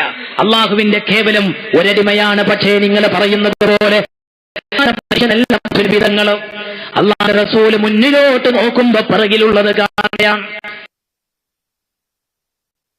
എന്തിനാ നമ്മൾ ഒരു വാഹനം ഓടിക്കുന്ന സമയത്ത് നമുക്കെന്തിനാ സൈഗ്ലാസ്? കാറോടിക്കുന്ന വഹാബി മൗലവി, എന്തിനാ നിനക്ക് സൈഡ് ഗ്ലാസ്? പിറകിലുള്ള വാഹനം വരുന്നത് ശ്രദ്ധിക്കാനല്ലയോ? അള്ളാന്റെ ഹബീബിന്റെ ആശയുടെ പവറാണ്. ഉസ്മാൻ മൗലവി ശബാബിൽ എഴുതിയതുപോലെയുള്ള പ്രകൃതിയല്ല മുത്തുനബിയുടെ പ്രകൃതി. റസൂലിന്റെ പ്രകൃതി എന്താ? സാധാരണ മനുഷ്യ പ്രകൃതിയല്ല, സാധാരണ കാഴ്ചയല്ല, സാധാരണ കേൾവിയല്ല, സാധാരണ കണ്ണ്. അതല്ലേ നബി പലതും കാണുന്നത്. ഖബറിന്റെ ഉള്ളിലടക്കണ കാര്യം റസൂൽ പറഞ്ഞിട്ടില്ലേ? നിങ്ങൾക്ക് കാണാൻ കഴിയോ ഹാബിയക്ക്? ഇല്ലേ? റസൂലുള്ള സാധാരണ മനുഷ്യനൊന്നല്ല. റസൂലക്ക് നുബുവത്ത് കിട്ടുന്നതിന് മുമ്പ് അസാധാരണത്തുണ്ട്. അത് പറയണ്ട, നുബുവത്ത് കിട്ടിയതിനേശാന്ന് പറയണ്ട. അങ്ങനെയാണെങ്കിൽ റസൂൽ പറയുന്നില്ലേ, എനിക്ക് മക്കായിൽ ഒരു കല്ലിനെ പരിചയമുണ്ട്, കാന യുസല്ലിമു അലയ്യ, അസ്ഹാബിനോട് സലാം പറയുന്നത്. വഹാബികൾ നടന്നു പോകുമ്പോ ഏതെങ്കിലും ഒരു കല്ല് സലാം പറഞ്ഞിക്കണോ? വെച്ചുത്തി ബുഖല്ലാതെ ഇല്ലേ? ഇന്ന് വരെ ഒരു കല്ല് സലാം പറഞ്ഞിരിക്കണം. നിങ്ങൾ എന്തിനാ റസൂലിനെ കൊച്ചാക്കണത്? ഇതിനൊക്കെ നിങ്ങൾ ആയത്ത് ഓതുകയാണല്ലോ, പ്രമാണം ഉദ്ധരിക്കുകയാണല്ലോ, പച്ച നുണയും പറഞ്ഞിട്ട് ഈ സമുദായത്തെ നിങ്ങൾ കബളിപ്പിക്കല്ലേ ചെയ്യണത്. നീണ്ട് കേട്ടോളിയും. നിങ്ങൾ ആ നിലക്ക് ഞങ്ങളെ മാടി മൗലൂദ് തീർക്കുക. മറുമൗലവിനെ കുറിച്ച് നിങ്ങൾ എഴുതി വെച്ചത് വിടൂല. നിങ്ങൾ ഇത് കവിതയെന്നും പറഞ്ഞാൽ വിടൂല. കേൾക്കിങ്ങള് നിങ്ങൾക്ക് ഇഷ്ടം ഉണ്ടാവില്ല. നിങ്ങൾക്ക് നല്ലോ അറിയത് കേൾക്കണത്, എന്നാലും നിങ്ങൾ കേൾപ്പിക്കണം. മര്യാദക്ക് ഇരുന്ന് കേട്ടോളിട്ടോ. കേഴുന്നു കേരള മക്കൾ നിനക്കോ രണ്ടാമനില്ലെന്ന ദുഃഖം ശ്രവിക്കയാൽ. നിങ്ങൾ ഇവിടെ വന്നിട്ട് മാല വിമർശിക്കേ. ഇത് ആരെ കുറിച്ചാ പറയുന്നത്? ഉമർ മൗലവി മരിച്ചപ്പോ കേരളം കരയായിരുന്നു അത്രേ. ഞാൻ പറയുമ്പോഴാവും ചിലപ്പോ ബരനറിയുന്ന ഇയാൾ മരിച്ച കഥ. എവിടെ കരഞ്ഞു നിങ്ങൾ പറയുന്നത്? ഈ തീർന്നില്ല, കേട്ടോളിങ്ങള്. മലയാള മണ്ണിനോ സൗഭാഗ്യമായി നീ മൂന്നാമോമറായി നാളുകൾ. നോക്കി നിങ്ങള്, ഈ ഉമർ മൗലവിയെ കുറിച്ച് പറയുന്നത് എന്താ? ഇസ്ലാമിലെ മൂന്നാമത്തെ ഉമറാണത്രേ ഉമർ മൗലവി. സഹോദരങ്ങളെ, ഒന്ന് ഇസ്ലാമിലെ രണ്ടാം ഖലീഫയായ ഉമർ ഇബ്നുൽ ഖത്താബ്. മറ്റൊരു ഉമറാരാ? ഇസ്ലാമിലെ അഞ്ചാം ഖലീഫ എന്ന പേരിൽ അറിയപ്പെടുന്ന വിശ്വതനായ സുഹാബി വര്യൻ മഹാനായ ഉമർ ഇബ്നു അബ്ദുൽ അസീസ് റളിയല്ലാഹു അൻഹു. മൂന്നാമത്തെ ഉമറാരാ? ഈ കസം മൗലവിക്ക് കത്തേരിയ മനുഷ്യൻ. ഇവർ ഇസ്ലാമിലെ മൂന്നാമതായിട്ട് പരിചയപ്പെടുത്തുക. ഇനി തീർന്നില്ല, അടുത്ത വരി കേൾക്കണം. നിങ്ങൾക്ക് ഇഷ്ടം പോലെ ഉണ്ട്. അതിലെ പ്രധാനപ്പെട്ട ചില വരി മാത്രമേ ഞാൻ പറഞ്ഞുള്ളൂ.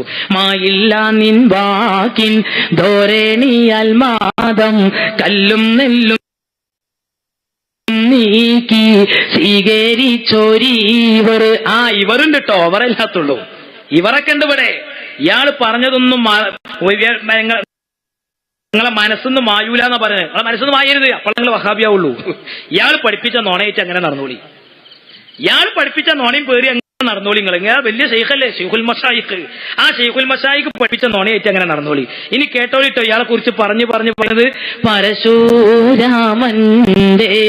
കഥയെങ്കിൽ ദക്ഷിണ കേരളന്റേത് മാത്രമല്ല ഗുരു.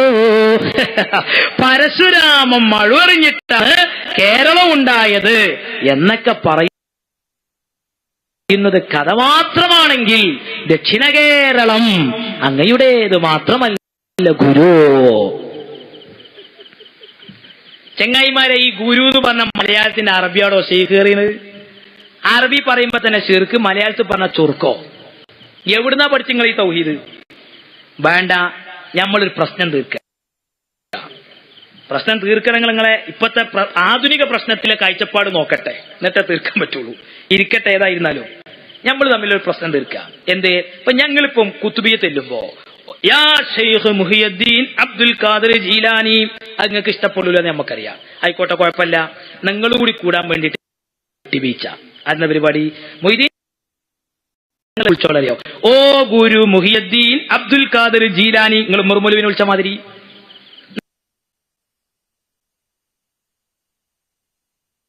നിങ്ങൾ